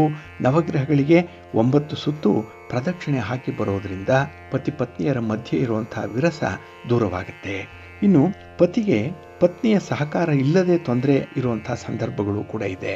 ಅಂದರೆ ಪತ್ನಿಯಿಂದ ಆ ಗಂಡನಿಗೆ ಯಾವುದೇ ರೀತಿಯ ಸಹಕಾರ ಇರಲ್ಲ. ಅಂಥವರು ಶುಕ್ರವಾರ ನವಗ್ರಹಗಳಿಗೆ 6 ಸುತ್ತು ಪ್ರದಕ್ಷಿಣೆಯನ್ನು ಹಾಕಿ ಅವರೇಕಾಳನ್ನು ದಾನ ಮಾಡೋದ್ರಿಂದ ಈ ಒಂದು ಸಮಸ್ಯೆಯಿಂದ ಹೊರಬರ್ತೀರಿ. ಇನ್ನು ವಿವಾಹದ ನಂತರ ಕೆಲವರಿಗೆ ಅತ್ತೆಯವರಿಂದ ಆಗ್ತಾ ಇದ್ದಂತಹ ತೊಂದರೆಗಳಿದೆ, ಕಾಟಗಳಿದೆ, ಅತ್ತೆ ಕಾಟ ಅಂತಲೇ ಕರೆಯುವಂಥದ್ದು. ಅಂಥವರು ನವಗ್ರಹಗಳಿಗೆ 6 ಸುತ್ತು ಪ್ರದಕ್ಷಿಣೆ ಮಾಡಿ ಅವರೇಕಾಳನ್ನು ದಕ್ಷಿಣ ಸಮೇತ ದಾನ ಮಾಡೋದರಿಂದ ಈ ಅತ್ತೆಯಿಂದ ಉಂಟಾಗುವಂಥ ತೊಂದರೆ ಕ್ರಮೇಣವಾಗಿ ಕಡಿಮೆಯಾಗುತ್ತೆ. ಇನ್ನು ಕೆಲವರಿಗೆ ಸೊಸೆಯಿಂದನೇ ತೊಂದರೆಗಳಾಗ್ತಾ ಇರುತ್ತೆ. ಹಾಗಾಗಿನೇ ವಿವಾಹ ನಂತರದಲ್ಲಿ ಸೊಸೆಯಿಂದ ಆಗುವಂತಹ ತೊಂದರೆಗಳಿಗೆ ಪ್ರತಿ ಬುಧವಾರ ನವಗ್ರಹಗಳಿಗೆ 4 ಪ್ರದಕ್ಷಿಣೆಯನ್ನು ಮಾಡಬೇಕು. ಮತ್ತು ಹೆಸರು ಕಾಳನ್ನು ದಾನ ಮಾಡೋದ್ರಿಂದ ಅಲ್ಲಿ ಈ ಸೊಸೆಯಿಂದ ಆಗುವಂಥ ಅನರ್ಥಗಳು ನಿವಾರಣೆಯಾಗುತ್ತೆ. ಇನ್ನು ಕೆಲವರಿಗೆ ಮಾವನಿಂದ ತೊಂದರೆಗಳಾಗ್ತಾ ಇರುತ್ತೆ, ಸೈಲೆಂಟ್ ಕಿಲ್ಲರ್ ಥರ, ಸ್ಲೋ ಪಾಯ್ಸನ್ ಥರ ಕೆಲವರು ಮಾವಂದರು. ಅಂಥವರಿಂದ ಯಾರಾದರೂ ತೊಂದರೆ ಪಡ್ತಾ ಇದ್ದರೆ ಅವರು ಪ್ರತಿ ಗುರುವಾರ ನವಗ್ರಹಗಳಿಗೆ 5 ಪ್ರದಕ್ಷಿಣೆಯನ್ನು ಮಾಡಬೇಕು ಮತ್ತು ಕಡಲೆಕಾಳನ್ನು ದಾನ ಮಾಡಬೇಕು. ಇನ್ನು ಕೆಲವರು ಮಕ್ಕಳ ವಿಚಾರದಲ್ಲಿ ತುಂಬ ಬೇಜಾರಾಗಿರ್ತಾರೆ. ಅದರಲ್ಲೂ ಮಕ್ಕಳು ಅವಿಧೇಯರಾಗಿದ್ದಾಗ, ಅವರ ನಡತೆ ಸರಿ ಇಲ್ಲದೆ ಇದ್ದಂತಹ ಸಂದರ್ಭದಲ್ಲಿ, ಅಶಿಸ್ತಿನಿಂದ ಕೂಡಿರುವಂತಹ ಸಂದರ್ಭ, ಹಾಗೆ ಶಾಲೆಗಾಗಲಿ ಕಾಲೇಜಿಗಾಗಲಿ ಅವರು ಸರಿಯಾದ ಸಮಯಕ್ಕೆ ಹೋಗಲ್ಲ, ನಿರಂತರವಾಗಿ ಗೈರು ಹಾಜರಾಗ್ತಾ ಇರ್ತಾರೆ. ಅಂಥವರು ಆ ತಂದೆ ತಾಯಿಯಂದರು ಪ್ರತಿ ಗುರುವಾರ ನವಗ್ರಹಗಳಿಗೆ 5 ಪ್ರದಕ್ಷಿಣೆಯನ್ನು ಮಾಡಿ ಕಡಲೆಕಾಳನ್ನು ದಾನ ಮಾಡಿ ಮಕ್ಕಳು ಬದಲಾವಣೆ ಆಗಲಿ ಅಂತ ಹೇಳಿ ದಕ್ಷಿಣಾಮೂರ್ತಿಗಳನ್ನು ನೀವು ಪ್ರಾರ್ಥನೆ ಮಾಡಿಕೊಂಡ್ರೆ ಶೀಘ್ರವಾಗಿ ಅವರು ಬದಲಾಗ್ತಾರೆ, ಮನಸ್ಸಿಗೂ ನಿಮಗೆ ಸಮಾಧಾನ ಸಿಕ್ಕತ್ತೆ. ಇನ್ನು ಕೆಲವರು ನಾದಿನಿಯ ಜೊತೆ ಉತ್ತಮ ಸಂಬಂಧ ಇರಲ್ಲ. ಅಂಥವರು ಬುಧ ಮತ್ತು ಕುಜರಿಗೆ ಹೆಸರು ಕಾಳು ಮತ್ತು ತೊಗರಿ ಬೇಳೆಯನ್ನು ದಾನ ಮಾಡಿ ಪ್ರಾರ್ಥನೆ ಮಾಡಿಕೊಳ್ಬೇಕು. ಇನ್ನು ಅಳಿಯನೊಂದಿಗೆ ಉತ್ತಮ ಸಂಬಂಧವನ್ನು ಹೊಂದುವಂಥವರು ಬುಧ ಮತ್ತು ಗುರುವಿಗೆ ಹೆಸರು ಕಾಳು ಮತ್ತು ಕಡಲೆಕಾಳನ್ನು ದಾನ ಮಾಡೋದ್ರಿಂದ ಅಳಿಯನ ಒಂದು ಸಂಬಂಧವನ್ನು ಸುಧಾರಿಸ್ಕೊಳ್ಳಿಕ್ಕೆ ಸಾಧ್ಯವಾಗುತ್ತೆ. ಹಾಗಾಗಿನೇ ಬಹಳ ವಿಶೇಷವಾದ ರೀತಿಯಲ್ಲಿ ಕುಟುಂಬದಲ್ಲಿ ಇರುವಂಥವರ ಜೊತೆ ಯಾವ ರೀತಿಯಲ್ಲಿ ಹೊಂದಾಣಿಕೆ ಮಾಡಿಕೊಳ್ಬೇಕು, ಒಂದು ವೇಳೆ ಹೊಂದಾಣಿಕೆ ಆಗಲಿಲ್ಲ ಅಂದರೆ ಯಾವ ರೀತಿಯ ಪರಿಹಾರಗಳನ್ನು ಮಾಡಿಕೊಳ್ಬೇಕು ಅನ್ನುವಂಥ ಒಂದು ವಿಚಾರವನ್ನು ತಿಳ್ಕೊಂಡ್ರಿ. ಇನ್ನು ಸತಿಪತಿಗಳು ಅನ್ಯೋನ್ಯವಾಗಿ ಇರಲಿಕ್ಕೂ ಕೂಡ ಕೆಲವೊಂದು ಪರಿಹಾರಗಳಿದೆ. ನಾವು ಅದನ್ನು ಮುಂದಿನ ಸಂಚಿಕೆಗಳಲ್ಲಿ ನೋಡೋಣ. ಹಾಗಾಗಿ ವಿವಾಹ ಆದಂತಹ ಪತಿ ಪತ್ನಿಯರು ಆದರ್ಶ ಜೀವನವನ್ನು ಹೇಗೆ ನಡೆಸಬೇಕು, ಅವರು ಪರಸ್ಪರ ಪೂರಕವಾಗಿ ಕುಟುಂಬಕ್ಕಾಗಿ ಕೆಲಸವನ್ನು ಮಾಡ್ತಾ ಇದ್ದರೆ ಕುಟುಂಬ ಉತ್ತರೋತ್ತರವಾಗಿ ಅಭಿವೃದ್ಧಿಯನ್ನು ಹೊಂದತ್ತೆ. ಹಾಗೆ ಪತಿ ಪತ್ನಿಯರ ಮಧ್ಯೆ ಎಷ್ಟೇ ವಿರಸ ಇದ್ದರೂ ಕೂಡ ಅದನ್ನು ಹೊಂದಾಣಿಕೆ ಮಾಡಲಿಕ್ಕೆ ಲಕ್ಷ್ಮೀ ನಾರಾಯಣರ ಆರಾಧನೆ ಬಹಳ ಮುಖ್ಯ. ಲಕ್ಷ್ಮೀ ನಾರಾಯಣ ಯಂತ್ರವನ್ನು ಮನೆಯಲ್ಲಿಟ್ಟು ಪೂಜೆ ಮಾಡೋದ್ರಿಂದ ವಿಶೇಷವಾದಂಥ ಫಲಗಳು ಕೂಡ ಸಿಕ್ಕತ್ತೆ. ಹಾಗಾಗಿ ಅಂಥ ಒಂದು ಪರಿಹಾರವನ್ನು ಮಾಡಿಕೊಳ್ಳಿಕ್ಕೆ ನೀವು ಲಕ್ಷ್ಮೀನಾರಾಯಣರ ಯಂತ್ರಕ್ಕಾಗಿ ಪ್ರತ್ಯೇಕವಾಗಿ ವಾಟ್ಸಾಪ್ ಮೂಲಕ ಭೇಟಿ ಮಾಡಿ ಸಾಧ್ಯ ಆದಷ್ಟು ನಿಮ್ಮ ಸಮಸ್ಯೆಗೆ ಪರಿಹಾರವನ್ನು ತಿಳಿಸೋಣ. ಹಾಗೆ ಸಂಸಾರ ಅಂತ ಹೇಳಿದ್ರೆ ಹೊಂದಾಣಿಕೆಯ ಮೇಲೆ ಹೋಗಬೇಕು.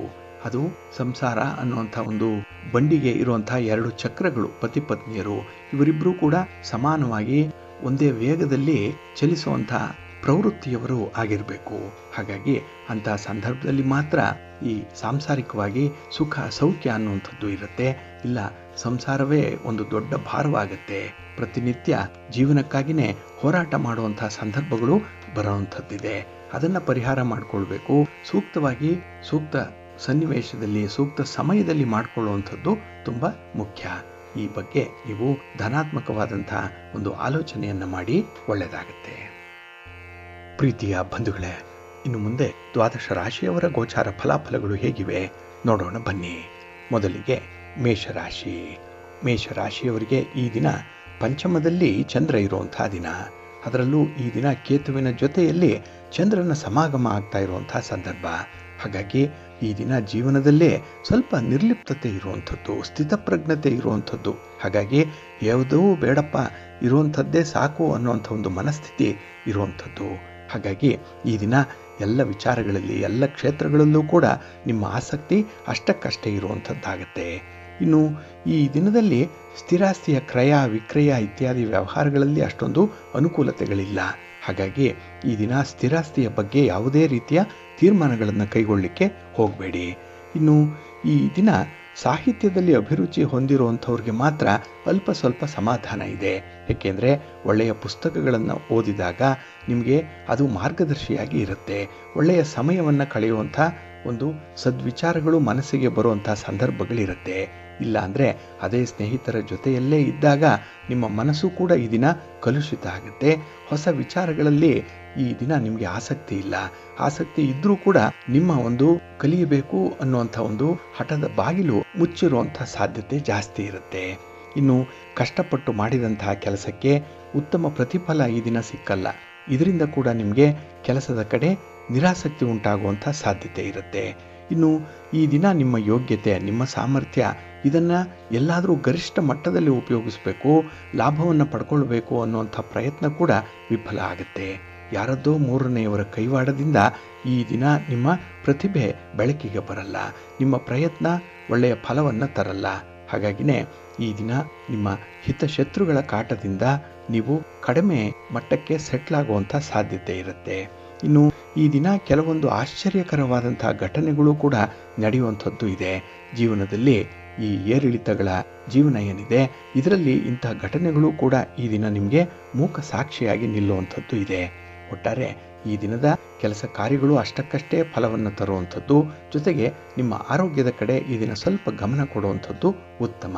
ಇನ್ನು ಮಕ್ಕಳ ವಿಚಾರವಾಗಿ ಈ ದಿನ ನಿಮಗೆ ಸ್ವಲ್ಪ ಒತ್ತಡ ಬರಬಹುದು, ಅದನ್ನು ನಿಭಾಯಿಸಬೇಕು. ಅದಕ್ಕಾಗಿಯೇ ನಿಮ್ಮ ಇಷ್ಟ ದೇವರನ್ನು ಪ್ರಾರ್ಥನೆ ಮಾಡಿಕೊಳ್ಳಿ. ಹಾಗೆ ಭಕ್ತಿಯಿಂದ ಮಹಾಗಣಪತಿಯನ್ನು ಆರಾಧನೆ ಮಾಡಿ, ಗಣಪತಿಯ ಸ್ತೋತ್ರವನ್ನು ಹೇಳ್ಕೊಳ್ಳಿ, ದರ್ಶನ ಮಾಡಿ, ಒಳ್ಳೆಯದಾಗುತ್ತೆ. ನಿಮ್ಮ ಅದೃಷ್ಟದ ಬಣ್ಣ ಗುಲಾಬಿ, ಅದೃಷ್ಟದ ದಿಕ್ಕು ಈಶಾನ್ಯ ದಿಕ್ಕು, ಅದೃಷ್ಟ ಸಂಖ್ಯೆ 5. ವೃಷಭ ರಾಶಿ. ವೃಷಭ ರಾಶಿಯವರಿಗೆ ಈ ದಿನ ಚತುರ್ಥದಲ್ಲಿ ಚಂದ್ರ ಇರುವಂಥ ದಿನ. 4ನೇ ಮನೆ ಸುಖಸ್ಥಾನ. ಆದರೆ ಈ ದಿನ ನಿಮ್ಮ ಸಂಬಂಧಿಕರ ವಿಚಾರವಾಗಿಯೇ ಸ್ವಲ್ಪ ಒತ್ತಡ ಬರುವಂಥ ಸಾಧ್ಯತೆ ಇದೆ. ಹಾಗಾಗಿ ಅಂಥವರ ಬಗ್ಗೆ ಈ ದಿನ ತುಂಬ ಎಚ್ಚರಿಕೆಯಿಂದ ವ್ಯವಹಾರ ಮಾಡುವಂಥದ್ದು ಉತ್ತಮ. ಏಕೆಂದರೆ ಈ ದಿನ ನಿಮಗೆ ಪ್ರಮುಖವಾಗಿ ಬೇಕಾಗಿರುವಂಥದ್ದು ಮನಃಶಾಂತಿ, ಮನಸ್ಸಿಗೆ ನೆಮ್ಮದಿ. ಅದು ಇಲ್ಲ ಅಂತ ಹೇಳಿದ್ರೆ ನೀವು ಏನು ಮಾಡಿ ಏನೂ ಪ್ರಯೋಜನ ಇಲ್ಲ. ಎಷ್ಟೇ ದುಡಿದ್ರೂ ಕೂಡ ಅದು ನಿಮ್ಮ ಅನುಕೂಲಕ್ಕಾಗಿ ಬರಲ್ಲ. ಆ ಒಂದು ಹಿನ್ನೆಲೆಯಲ್ಲಿ ಮನಃಶಾಂತಿಗೆ ಈ ದಿನ ಪ್ರಿಯಾರಿಟಿ ಕೊಡುವಂಥದ್ದು ತುಂಬ ಉತ್ತಮ. ಇನ್ನು ಕೆಲವೊಂದು ಸನ್ನಿವೇಶಗಳು ನಿಮಗೆ ಇಷ್ಟ ಆಗಲ್ಲ, ಆದರೂ ಕೂಡ ಅದನ್ನು ಸಮಾಧಾನದಿಂದ ನಿಭಾಯಿಸುವಂಥ ಒಂದು ಕಲೆಗಾರಿಕೆ ಬೇಕಾಗುತ್ತೆ. ನಿಮ್ಮವರಿಗಾಗಿ ನೀವು ಈ ಒಂದು ಸಣ್ಣ ತ್ಯಾಗವನ್ನು ಈ ದಿನ ಮಾಡುವಂಥ ಒಂದು ಅನಿವಾರ್ಯ ಪರಿಸ್ಥಿತಿ ಒದಗಿ ಬರುತ್ತೆ. ಇನ್ನು ಈ ದಿನ ನಿಮ್ಮ ಒಂದು ಪ್ರತಿಕ್ರಿಯೆ ಇರ್ಬೋದು, ನಿಮ್ಮ ಅಭಿಪ್ರಾಯಗಳನ್ನು ತಿಳಿಸುವಂಥ ಸಂದರ್ಭದಲ್ಲಾಗ್ಬೋದು. ಯಾವುದೇ ಒಂದು ಪ್ರತಿಕ್ರಿಯೆ ಅತಿಯಾದರೆ ಅದರಿಂದ ಸ್ವಲ್ಪ ಹಾನಿ ಉಂಟಾಗುವಂಥದ್ದು ಇದೆ. ಹಾಗಾಗಿ ಎಷ್ಟು ಬೇಕೋ ಅಷ್ಟೇ ನೀವು ನಿಮ್ಮ ಉತ್ತರವನ್ನು ಹೇಳಬೇಕು. ನಿಮ್ಮ ಅಭಿಪ್ರಾಯಗಳನ್ನು ಸೂಚಿಸಬೇಕಾಗುತ್ತೆ. ಇನ್ನು ಕೆಲಸದ ನಿರ್ವಹಣೆಯಲ್ಲೂ ಕೂಡ ಈ ದಿನ ನಿಮ್ಮ ಮೇಲಧಿಕಾರಿಗಳ ಸಹಕಾರ ಅಷ್ಟಕ್ಕಷ್ಟೇ ಇರುವಂಥದ್ದು. ಹಾಗೆ ಈ ಒಂದು ಸಂದರ್ಭದಲ್ಲಿ ಮಾಡುವಂಥ ಪ್ರಯಾಣದಲ್ಲಿ ಸ್ವಲ್ಪ ಎಚ್ಚರಿಕೆ ಅನ್ನುವಂಥದ್ದು ಇಟ್ಕೊಳ್ಳಿ. ಇನ್ನು ಈ ದಿನ ನಿಮ್ಮ ಪರಿಶ್ರಮಕ್ಕೆ ತಕ್ಕ ಫಲ ಸಿಕ್ಕದೇ ಇದ್ದಾಗ ಈ ದಿನ ಬೇರೆಯವರನ್ನು ನೀವು ದೂಷಣೆ ಮಾಡುವಂಥ ಸಾಧ್ಯತೆಗಳು ಕೂಡ ಇರುತ್ತೆ. ತಪ್ಪು ನಿಮ್ಮದೇ ಆಗಿರುತ್ತೆ, ಆದರೂ ಕೂಡ ನಿಮ್ಮ ಸಮಾಧಾನಕ್ಕಾಗಿ ಆ ತಪ್ಪನ್ನು ಬೇರೆಯವರ ಮೇಲೆ ಹೊರಿಸುವಂಥ ಒಂದು ಪ್ರಯತ್ನ ಇರುತ್ತೆ. ಇದು ಪ್ರಾಕ್ಟಿಕಲ್ ಆಗಿರಲ್ಲ. ನಂತರ ಇದರ ಬಗ್ಗೆ ನೀವು ಪಶ್ಚಾತ್ತಾಪ ಪಡ್ತೀರಿ. ಈಗಲೇ ಜಾಗೃತರಾಗುವಂಥದ್ದು ಉತ್ತಮ. ನಿಮ್ಮ ಮನೆ ದೇವರನ್ನು ಸ್ಮರಣೆ ಮಾಡ್ತಾ ಇರಿ. ಹಾಗೆ ಭಕ್ತಿಯಿಂದ ಈ ದಿನ ಮಹಾಲಕ್ಷ್ಮಿ ಅಷ್ಟಕವನ್ನು ಹೇಳ್ಕೊಳ್ಳಿ. ಮಹಾಲಕ್ಷ್ಮಿ ಅಮ್ಮನವರ ದರ್ಶನ ಮಾಡ್ಕೊಳ್ಳಿ, ಒಳ್ಳೆಯದಾಗುತ್ತೆ. ನಿಮ್ಮ ಅದೃಷ್ಟದ ಬಣ್ಣ ಕೆಂಪು, ಅದೃಷ್ಟದ ದಿಕ್ಕು ಪೂರ್ವ ದಿಕ್ಕು, ಅದೃಷ್ಟ ಸಂಖ್ಯೆ 1. ಮಿಥುನ ರಾಶಿ. ಮಿಥುನ ರಾಶಿಯವರಿಗೆ ಈ ದಿನ ತೃತೀಯದಲ್ಲಿ ಚಂದ್ರ ಇರುವಂಥ ದಿನ. ಇದು ಕೀರ್ತಿ ಸ್ಥಾನ. ಹಾಗಾಗಿ ಈ ದಿನದ ವಿಚಾರಗಳಲ್ಲಿ ನಿಮಗೆ ಮನಸ್ಸಿಗೆ ಸಮಾಧಾನ ತರುವಂಥ ರೀತಿಯಲ್ಲಿ ಕೆಲಸಗಳಾಗುವಂಥದ್ದು ಕೂಡ ಇದೆ. ಇದಕ್ಕಾಗಿ ನಿಮ್ಮ ಹಿರಿಯರ, ನಿಮ್ಮ ಗುರುಗಳ ಒಂದು ಮಾರ್ಗದರ್ಶನ ಈ ದಿನ ಬಹಳ ಚೆನ್ನಾಗಿರುತ್ತೆ. ಹಾಗಾಗಿ ಈ ದಿನ ನೀವು ಏನನ್ನ ಮನಸ್ಸಿನಲ್ಲಿ ತಂದುಕೊಳ್ತೀರೋ, ಯಾವ ಸಂಕಲ್ಪವನ್ನು ಮಾಡ್ಕೊಳ್ತೀರೋ ಅದು ಹೆಚ್ಚು ಕಡಿಮೆ ಈಡೇರುತ್ತೆ. ಇನ್ನು ಈ ದಿನ ಭೂಮಿ ಖರೀದಿ ಇರ್ಬೋದು, ವಾಹನ ಖರೀದಿ ಇರ್ಬೋದು, ಒಡವೆ ವಸ್ತ್ರಗಳ ಖರೀದಿ ಇರ್ಬೋದು. ಇದರಲ್ಲಿ ಈ ದಿನ ಒಂದು ಒಳ್ಳೆಯ ಯೋಗ ನಿಮಗೆ ಒದಗಿ ಬರುವಂಥ ಸಂಭವ ಕೂಡ ಇದೆ. ಹಾಗಾಗಿ ಅಂತಹ ಸನ್ನಿವೇಶದಲ್ಲಿ ನೀವು ಈ ಖರೀದಿ ಪ್ರಕ್ರಿಯೆಯನ್ನು ಮುಂದುವರಿಸೋದ್ರಿಂದ ಒಳ್ಳೆಯ ಲಾಭ ನಿಮಗೆ ಸಿಕ್ಕತ್ತೆ. ಇನ್ನು ಈ ದಿನ ನಿಮ್ಮ ಬಂಧು ವರ್ಗದವರು ನಿಮ್ಮ ಶ್ರಮವನ್ನು ಗುರುತಿಸ್ತಾರೆ. ಅದರಲ್ಲೂ ನಿಮ್ಮ ಪ್ರೀತಿ ಪಾತ್ರರು, ನಿಮ್ಮ ಸಂಗಾತಿ, ನಿಮ್ಮ ಪತಿ ಆಗಲಿ ಪತ್ನಿ ಆಗಲಿ ಈ ದಿನ ನಿಮ್ಮ ಕೆಲಸಗಳನ್ನು ಹೆಚ್ಚು ಹೊಗಳುವಂಥ ಸಾಧ್ಯತೆ ಕೂಡ ಇದೆ. ಹಾಗೆ ಈ ದಿನ ವ್ಯಾಪಾರ ವ್ಯವಹಾರದಲ್ಲಿ ಅನಿರೀಕ್ಷಿತವಾದಂಥ ಒಂದು ಪ್ರಗತಿ ಇದೆ. ಇದರಿಂದ ನಿಮಗೆ ತುಂಬ ಸಮಾಧಾನ ಇರುತ್ತೆ. ಇನ್ನು ಈ ದಿನ ನಿಮ್ಮ ಸ್ನೇಹಿತರು ನಿಮ್ಮಿಂದ ಕೆಲವೊಂದು ಧನದ ಸಹಾಯವನ್ನು ಕೇಳಿ ಬರುವಂಥ ಸಾಧ್ಯತೆ ಇರುತ್ತೆ. ಸ್ವಲ್ಪ ಎಚ್ಚರಿಕೆಯಿಂದ ಇರಿ. ಈ ದಿನ ಮಾತ್ರ ನೀವು ಹಣದ ವ್ಯವಹಾರವನ್ನು ಮಾಡಲಿಕ್ಕೆ ಹೋಗಬೇಡಿ. ಅಂದರೆ ಲೇವಾದೇವಿ ವ್ಯವಹಾರ ಬೇಡ. ಹಣವನ್ನು ಸಾಲವಾಗಿ ಕೊಡುವಂಥದ್ದಾಗಲಿ ಸಾಲವಾಗಿ ತರುವಂಥ ಒಂದು ಪ್ರಯತ್ನವನ್ನಾಗಲಿ ಮಾಡಬೇಡಿ. ಇನ್ನು ಈ ದಿನ ನಿಮ್ಮ ಮಕ್ಕಳ ಭವಿಷ್ಯದ ಬಗ್ಗೆ ಚಿಂತೆ ಹೆಚ್ಚಾಗುವಂಥ ಸಾಧ್ಯತೆ ಇರುತ್ತೆ. ಈ ಒಂದು ಸಂದರ್ಭದಲ್ಲೇ ಖರ್ಚುಗಳು ಕೂಡ ಹೆಚ್ಚಾಗುವಂಥದ್ದಿದೆ. ಆದರೆ ಸಮಯಕ್ಕೆ ಸರಿಯಾಗಿ ನೀವು ತೆಗೆದುಕೊಳ್ಳುವಂಥ ಕೆಲವೊಂದು ತೀರ್ಮಾನದಿಂದ ಈ ವೃಥಾ ಖರ್ಚೇನಿದೆ, ಅನ್ನೆಸೆಸರಿ ಎಕ್ಸ್ಪೆಂಡಿಚರ್ ಏನಿದೆ, ಇದನ್ನು ತಡಿಲಿಕ್ಕೆ ನಿಮಗೆ ಸಾಧ್ಯವಾಗುತ್ತೆ. ಇನ್ನು ಈ ದಿನ ನೀವು ಮನೆಯ ಸದಸ್ಯರ ಜೊತೆಯಲ್ಲಿ ತುಂಬ ಸೌಹಾರ್ದಯುತವಾಗಿ ವರ್ತಿಸುವಂಥದ್ದು ಅಗತ್ಯ ಇದೆ. ಹಾಗಾಗಿನೇ ಈ ದಿನ ಶಾಂತಿ ಸಮಾಧಾನದಿಂದ ಇರಿ. ಅದಕ್ಕಾಗಿ ನಿಮ್ಮ ಮನೆ ದೇವರನ್ನು ಸ್ಮರಣೆ ಮಾಡ್ತಾ ಇರಿ. ಭಕ್ತಿಯಿಂದ ಈ ದಿನ ನೀವು ಮಹಾಲಕ್ಷ್ಮಿ ಅಷ್ಟಕವನ್ನು ಹೇಳ್ಕೊಳ್ಳಿ, ಮಹಾವಿಷ್ಣುವನ್ನು ದರ್ಶನ ಮಾಡಿಕೊಳ್ಳಿ, ಒಳ್ಳೆಯದಾಗುತ್ತೆ. ನಿಮ್ಮ ಅದೃಷ್ಟದ ಬಣ್ಣ ಬಿಳುಪು, ಅದೃಷ್ಟದ ದಿಕ್ಕು ಈಶಾನ್ಯ ದಿಕ್ಕು, ಅದೃಷ್ಟ ಸಂಖ್ಯೆ 1. ಕರ್ಕಾಟಕ ರಾಶಿ. ಕರ್ಕಾಟಕ ರಾಶಿಯವರಿಗೆ ಈ ದಿನ ಮಿಶ್ರ ಫಲಗಳಿರುವಂಥ ದಿನ. ಕಾರಣ ನಿಮ್ಮ ರಾಶಿಯ ಅಧಿಪತಿಯಾದಂಥ ಚಂದ್ರ ನಿಮಗೆ ದ್ವಿತೀಯ ಸ್ಥಾನದಲ್ಲಿದ್ದಾನೆ. ಇದು ಕುಟುಂಬ ಸ್ಥಾನ, ಇದು ಧನಸ್ಥಾನ. ಹಾಗಾಗಿ ಈ ದಿನ ಹಣಕಾಸಿನ ವ್ಯವಹಾರಗಳಿಂದ ನಿಮ್ಮ ಒಂದು ನಿರಾಸಕ್ತಿ ಪ್ರಾರಂಭ ಆಗುತ್ತೆ. ಹಾಗಾಗಿ ಈ ದಿನವೇ ನಿಮಗೆ ಸ್ವಲ್ಪ ಬೇಸರದ ದಿನ. ಈ ದಿನದಲ್ಲಿ ನೀವು ಅಂದುಕೊಂಡಂತಹ ಕೆಲಸ ಕಾರ್ಯಗಳನ್ನು ಮಾಡಲಿಕ್ಕೆ ಸಾಧ್ಯ ಆಗಲ್ಲ. ಎಲ್ಲವೂ ಕೂಡ ಅರ್ಧಂಬರ್ಧಕ್ಕೆ ನಿಲ್ಲುವಂಥದ್ದು ಕೂಡ ಇರುತ್ತೆ. ಹಾಗಾಗಿನೇ ಈ ದಿನ ನಿಮ್ಮ ಕೆಲಸದ ಬಗ್ಗೆನೇ ನಿಮಗೆ ತೀವ್ರ ಅಸಮಾಧಾನ ಇರುತ್ತೆ. ಇನ್ನು ಈ ದಿನ ವಾಹನದಲ್ಲಿ ನಿಮ್ಮ ಒಂದು ಪ್ರಯಾಣ ಆಗಲಿ ಅಥವಾ ವಾಹನದಿಂದ ನೀವು ಮಾಡುವಂಥ ಕೆಲವೊಂದು ಚಟುವಟಿಕೆಗಳಿಗಾಗಲಿ ಅಷ್ಟೊಂದು ಲಾಭಾಂಶ ಅನ್ನುವಂಥದ್ದು ಇಲ್ಲ, ಅನುಕೂಲ ಅನ್ನುವಂಥದ್ದು ಇರಲ್ಲ. ಹಾಗಾಗಿ ಈ ದಿನ ಆದಷ್ಟು ವಾಹನದಿಂದ ದೂರ ಇರುವಂಥದ್ದು ಉತ್ತಮ. ಇನ್ನು ಈ ದಿನ ಕುಟುಂಬದಲ್ಲಿರುವಂಥ ಹಿರಿಯರ ಅನಾರೋಗ್ಯ ಪರಿಸ್ಥಿತಿಯನ್ನು ಎದುರಿಸಬೇಕು ಅಂತ ಹೇಳಿದ್ರೆ ಹಣ ತುಂಬ ವೆಚ್ಚ ಆಗುತ್ತೆ ಈ ದಿನದಲ್ಲಿ. ಹಾಗಾಗಿನೇ ನಿಮ್ಮ ಆದಾಯಕ್ಕಿಂತ ವೆಚ್ಚ ಹೆಚ್ಚಾಗುವಂಥ ಸಂದರ್ಭ ಇದು. ಇನ್ನು ಕೆಲವೊಮ್ಮೆ ಅತಿಯಾದಂತಹ ಒಂದು ಮಾತು ನಿಮಗೆ ಮುಳುವಾಗುವಂಥ ಸಾಧ್ಯತೆ ಇರುತ್ತೆ. ಅದೇ ನಿಮಗೆ ತೊಂದರೆಯನ್ನು ತರುತ್ತೆ. ಹಾಗಾಗಿ ಈ ದಿನ ಎಷ್ಟು ಬೇಕೋ ಅಷ್ಟೇ ಮಾತನಾಡುವಂಥದ್ದು ಉತ್ತಮ. ಇನ್ನು ಈ ದಿನ ವಿಶೇಷವಾಗಿ ನಿಮ್ಮ ಪ್ರಗತಿಯ ದಾರಿ ಮುಂದುವರಿಯುತ್ತಾ ಇದ್ದಂತೆ ನಿಮ್ಮ ಹಿಂದಿನ ಒಂದು ಪ್ರಯತ್ನವನ್ನು ಮರಿಬಾರದು. ಏಕೆಂದರೆ ಆ ಹಿಂದಿನ ಪ್ರಯತ್ನವೇ ನಿಮಗೆ ಮುಂದೆ ದಾರಿ ತೋರಿಸುವಂಥ ಒಂದು ಆಸರೆಯಾಗಿ ನಿಲ್ಲುವಂಥದ್ದು. ಹಾಗಾಗಿ ನಿಮ್ಮನ್ನು ಇಷ್ಟರ ಮಟ್ಟಿಗೆ ತಂದಂಥವರ ಸ್ಮರಣೆಯನ್ನು ಮಾಡಿಕೊಳ್ಳಿ, ಅವರಿಗೆ ಕೃತಜ್ಞತೆಯನ್ನು ಸಲ್ಲಿಸಿ, ಸಾಧ್ಯ ಆದರೆ ಅವರಿಗೆ ಈ ದಿನ ಯಾವುದೋ ಒಂದು ರೂಪದಲ್ಲಿ ನೆರವನ್ನು ನೀಡುವಂಥ ಒಂದು ಪ್ರಯತ್ನ ಕೂಡ ಮಾಡಿ, ಒಳ್ಳೆಯದಾಗುತ್ತೆ. ಇನ್ನು ಈ ದಿನ ವಿಶೇಷವಾಗಿ ನಿಮ್ಮ ಆತ್ಮವಿಶ್ವಾಸ ಹೆಚ್ಚಾಗಿರೋದ್ರಿಂದ ಕೆಲವು ಕೆಲಸ ಕಾರ್ಯಗಳನ್ನು ನೀವೊಬ್ಬರೇ ಒಂಟಿಯಾಗಿಯೇ ನಿರ್ವಹಣೆ ಮಾಡುವಂಥ ಸಾಧ್ಯತೆ ಕೂಡ ಇದೆ. ಆದರೆ ಈ ದಿನದಲ್ಲಿ ಹಠಾತ್ತಾಗಿ ಕೆಲವೊಂದು ಬದಲಾವಣೆಗಳಾಗುವಂಥ ಸಂದರ್ಭ ಇರೋದರಿಂದ ಯಾವಾಗಲೂ ನಿಮ್ಮ ಜೊತೆಯಲ್ಲಿ ಒಬ್ಬರನ್ನು ಇಟ್ಟುಕೊಳ್ಳುವಂಥದ್ದು ಉತ್ತಮ, ನಿಮ್ಮ ಕೆಲಸ ಕಾರ್ಯಗಳ ಸಹಕಾರಕ್ಕಾಗಿ. ಇನ್ನು ಕುಟುಂಬ ಸದಸ್ಯರ ಜೊತೆಯಲ್ಲಿ ಇದ್ದಂಥ ಭಿನ್ನಾಭಿಪ್ರಾಯ ಈ ದಿನ ಬಗೆಹರಿಯುವಂಥ ಸಾಧ್ಯತೆ ಕೂಡ ಇರುತ್ತೆ. ಆದರೆ ನಿಮ್ಮ ಪ್ರಯತ್ನ ಮಾತ್ರ ನಿರಂತರವಾಗಿ ಇರಬೇಕು, ಕನ್ಸಿಸ್ಟೆನ್ಸಿ ಇರಬೇಕು. ಹಾಗೆ ಸಮಸ್ಯೆ ಬಗೆಹರಿಲಿ ಅಂತಲೇ ಒಂದು ಪಾಸಿಟಿವ್ ಆಗಿರುವಂಥ ಆಲೋಚನೆಯನ್ನು ಮಾಡಬೇಕಾಗತ್ತೆ. ಇಷ್ಟರ ಮಟ್ಟಿಗೆ ಈ ದಿನ ನಿಮಗೆ ಉತ್ತಮವಾದಂಥ ಒಂದು ಅವಕಾಶವನ್ನು ಒದಗಿಸ್ಕೊಡುತ್ತೆ. ಅನುಸರಣೆ ಮಾಡಿ, ಒಳ್ಳೆಯದಾಗುತ್ತೆ. ನಿಮ್ಮ ಮನೆ ದೇವರನ್ನು ಸ್ಮರಣೆ ಮಾಡ್ತಾ ಇರಿ. ಹಾಗೆ ಭಕ್ತಿಯಿಂದ ಈ ದಿನ ನೀವು ಶಿವ ಪಾರ್ವತಿಯರ ದರ್ಶನ ಮಾಡಿಕೊಳ್ಳಿ, ಶಿವಸ್ತೋತ್ರವನ್ನು ಹೇಳ್ಕೊಳ್ಳಿ, ಮಹಾಲಕ್ಷ್ಮಿಯನ್ನು ಮಹಾವಿಷ್ಣುವನ್ನು ದರ್ಶನ ಮಾಡ್ಕೊಳ್ಳಿ, ಒಳ್ಳೆಯದಾಗುತ್ತೆ. ನಿಮ್ಮ ಅದೃಷ್ಟದ ಬಣ್ಣ ಬಿಳುಪು, ಅದೃಷ್ಟದ ದಿಕ್ಕು ಪೂರ್ವ ದಿಕ್ಕು, ಅದೃಷ್ಟ ಸಂಖ್ಯೆ 1. ಸಿಂಹರಾಶಿ. ಸಿಂಹರಾಶಿಯವರಿಗೆ ಈ ದಿನ ಅನುಕೂಲಕರವಾಗಿರುವಂಥ ದಿನ. ಚಂದ್ರ ನಿಮ್ಮ ರಾಶಿಯಲ್ಲೇ ಸ್ಥಿತನಾಗಿರೋದ್ರಿಂದ ಈ ದಿನ ಕೆಲಸ ಕಾರ್ಯಗಳಲ್ಲಿ ನಿಮಗೆ ಉತ್ಸಾಹ ತುಂಬ ಇರುತ್ತೆ. ಅದರಲ್ಲೂ ಅರ್ಧಂಬರ್ಧ ಆಗಿ ಉಳಿದಿರುವಂತಹ ಕೆಲಸ ಕಾರ್ಯಗಳ ಬಗ್ಗೆ ನಿಮಗೆ ವಿಶೇಷವಾದಂಥ ಒಂದು ಆಸಕ್ತಿ ಇದೆ. ಯಾಕೆಂದರೆ ಈ ದಿನ ಕೆಲಸಗಾರರನ್ನು ಕೂಡ ಸರಿಯಾಗಿ ನೋಡ್ಕೊಳ್ತೀರಿ. ಹಾಗೆ ಕೆಲಸಗಳು ಪೂರ್ಣ ಆಗುವವರೆಗೂ ಕೂಡ ಅದರ ಹಿಂದೆ ಒಂದು ಫಾಲೋ ಅಪ್ ಮಾಡುವಂಥ ವಿಚಾರ ಕೂಡ ನಿಮಗೆ ಆಸಕ್ತಿದಾಯಕವಾಗಿರುತ್ತೆ. ಇನ್ನು ಈ ದಿನದಲ್ಲಿ ನಿಮ್ಮ ಮಕ್ಕಳ ಸಾಧನೆ ನಿಮಗೆ ತೃಪ್ತಿಯನ್ನು ತರುವಂಥದ್ದು ಇದೆ. ಹಾಗಾಗಿ ಮಕ್ಕಳಿಗಾಗಿ, ಅವರ ಭವಿಷ್ಯಕ್ಕಾಗಿ ಈ ದಿನ ಯಾವುದೇ ನಿರ್ಧಾರವನ್ನು ತೆಗೆದುಕೊಳ್ಳಿಕ್ಕೂ ಕೂಡ ನೀವು ಹಿಂದೆ ಮುಂದೆ ನೋಡಲ್ಲ. ಇನ್ನು ಕೆಲವೊಮ್ಮೆ ಹಣಕಾಸಿನ ಪರಿಸ್ಥಿತಿಗಳು ನಿಮ್ಮ ಕೈಮೀರಿ ಹೋಗ್ತಾ ಇದೆ ಅನ್ನುವಂಥ ಒಂದು ಆತಂಕ ಮನಸ್ಸಿನಲ್ಲಿ ಮೂಡುವಂಥದ್ದು ಇದೆ. ಕೆಲವೊಂದು ವಿಚಾರಗಳು ಇನ್ವೆಸ್ಟ್ಮೆಂಟ್ ವಿಚಾರಗಳಾಗಿ ಪರಿವರ್ತನೆ ಆಗುವಂಥದ್ದು ಕೂಡ ಇದೆ. ಒಟ್ಟಾರೆ ಈ ದಿನ ನೀವು ಮಾಡಿದಂಥ ಪ್ರಯತ್ನದಲ್ಲಿ ಈ ದಿನವೇ ಫಲ ಸಿಕ್ಕಬೇಕು ಅನ್ನುವಂಥದ್ರಲ್ಲಿ ಅರ್ಥ ಇಲ್ಲ. ಉದಾಹರಣೆಗೆ ಮಕ್ಕಳಿಗಾಗಿ ನೀವು ಇನ್ವೆಸ್ಟ್ ಮಾಡುವಂಥ ವಿಚಾರ, ಅವರಿಗೆ ಓದಿಗಾಗಿ, ಅವರ ವ್ಯಾಸಂಗಕ್ಕಾಗಿ ನೀವು ಪಡುವಂಥ ಕಷ್ಟ ಈ ದಿನವೇ ಫಲವನ್ನು ಕೊಡಲ್ಲ. ಅದು ಮುಂದೊಂದು ದಿನ ಹಲವಾರು ವರ್ಷಗಳ ನಂತರದಲ್ಲಿ ಅದರ ಫಲವನ್ನು ನೀವು ಅನುಭವಿಸ್ತೀರಿ ಅಥವಾ ನಿಮ್ಮ ಮಕ್ಕಳು ಅನುಭವಿಸ್ತಾರೆ. ಅಲ್ಲಿಯವರೆಗೆ ತಾಳ್ಮೆಯಿಂದ ಸಮಾಧಾನದಿಂದ ನೀವು ಮುಂದುವರಿಬೇಕಾಗತ್ತೆ. ಇನ್ನು ಈ ದಿನ ಸಂಬಂಧಿಕರ ಜೊತೆಯಲ್ಲಿ ಸ್ವಲ್ಪ ಎಚ್ಚರಿಕೆಯಿಂದ ವ್ಯವಹಾರವನ್ನು ಮಾಡಬೇಕಾಗತ್ತೆ. ಏಕೆಂದರೆ ನಿಮ್ಮ ಹಿತಶತ್ರುಗಳು ನಿಮ್ಮ ಸಂಬಂಧಿಕರಿಂದಲೇ ಉದ್ಭವ ಆಗುವಂಥದ್ದು ಈ ದಿನ. ಇನ್ನು ಈ ದಿನ ಸ್ನೇಹಿತರು ಮತ್ತು ಮನೆಯ ಅಥವಾ ಕುಟುಂಬ ಸದಸ್ಯರ ಜೊತೆಯಲ್ಲಿ ಸ್ವಲ್ಪ ಸೌಹಾರ್ದದಿಂದ ಇರುವಂಥ ಸಂದರ್ಭ ಕೂಡ ಇದೆ. ಹಾಗಾಗಿ ಕೋಪ ಮಾಡಿಕೊಂಡ್ರೆ ಪ್ರಯೋಜನ ಇಲ್ಲ, ಅಸಮಾಧಾನವನ್ನು ವ್ಯಕ್ತಪಡಿಸಿದ್ರೆ ಎಲ್ಲೂ ಕೂಡ ಲಾಭ ಇಲ್ಲ. ಹಾಗಾಗಿ ಈ ದಿನ ನಗುತ್ತಾ ಸಮಸ್ಯೆಯನ್ನು ಸ್ವೀಕಾರ ಮಾಡುವಂಥದ್ದನ್ನು ರೂಢಿಸ್ಕೊಳ್ಳಿ, ಒಳ್ಳೆಯದಾಗತ್ತೆ.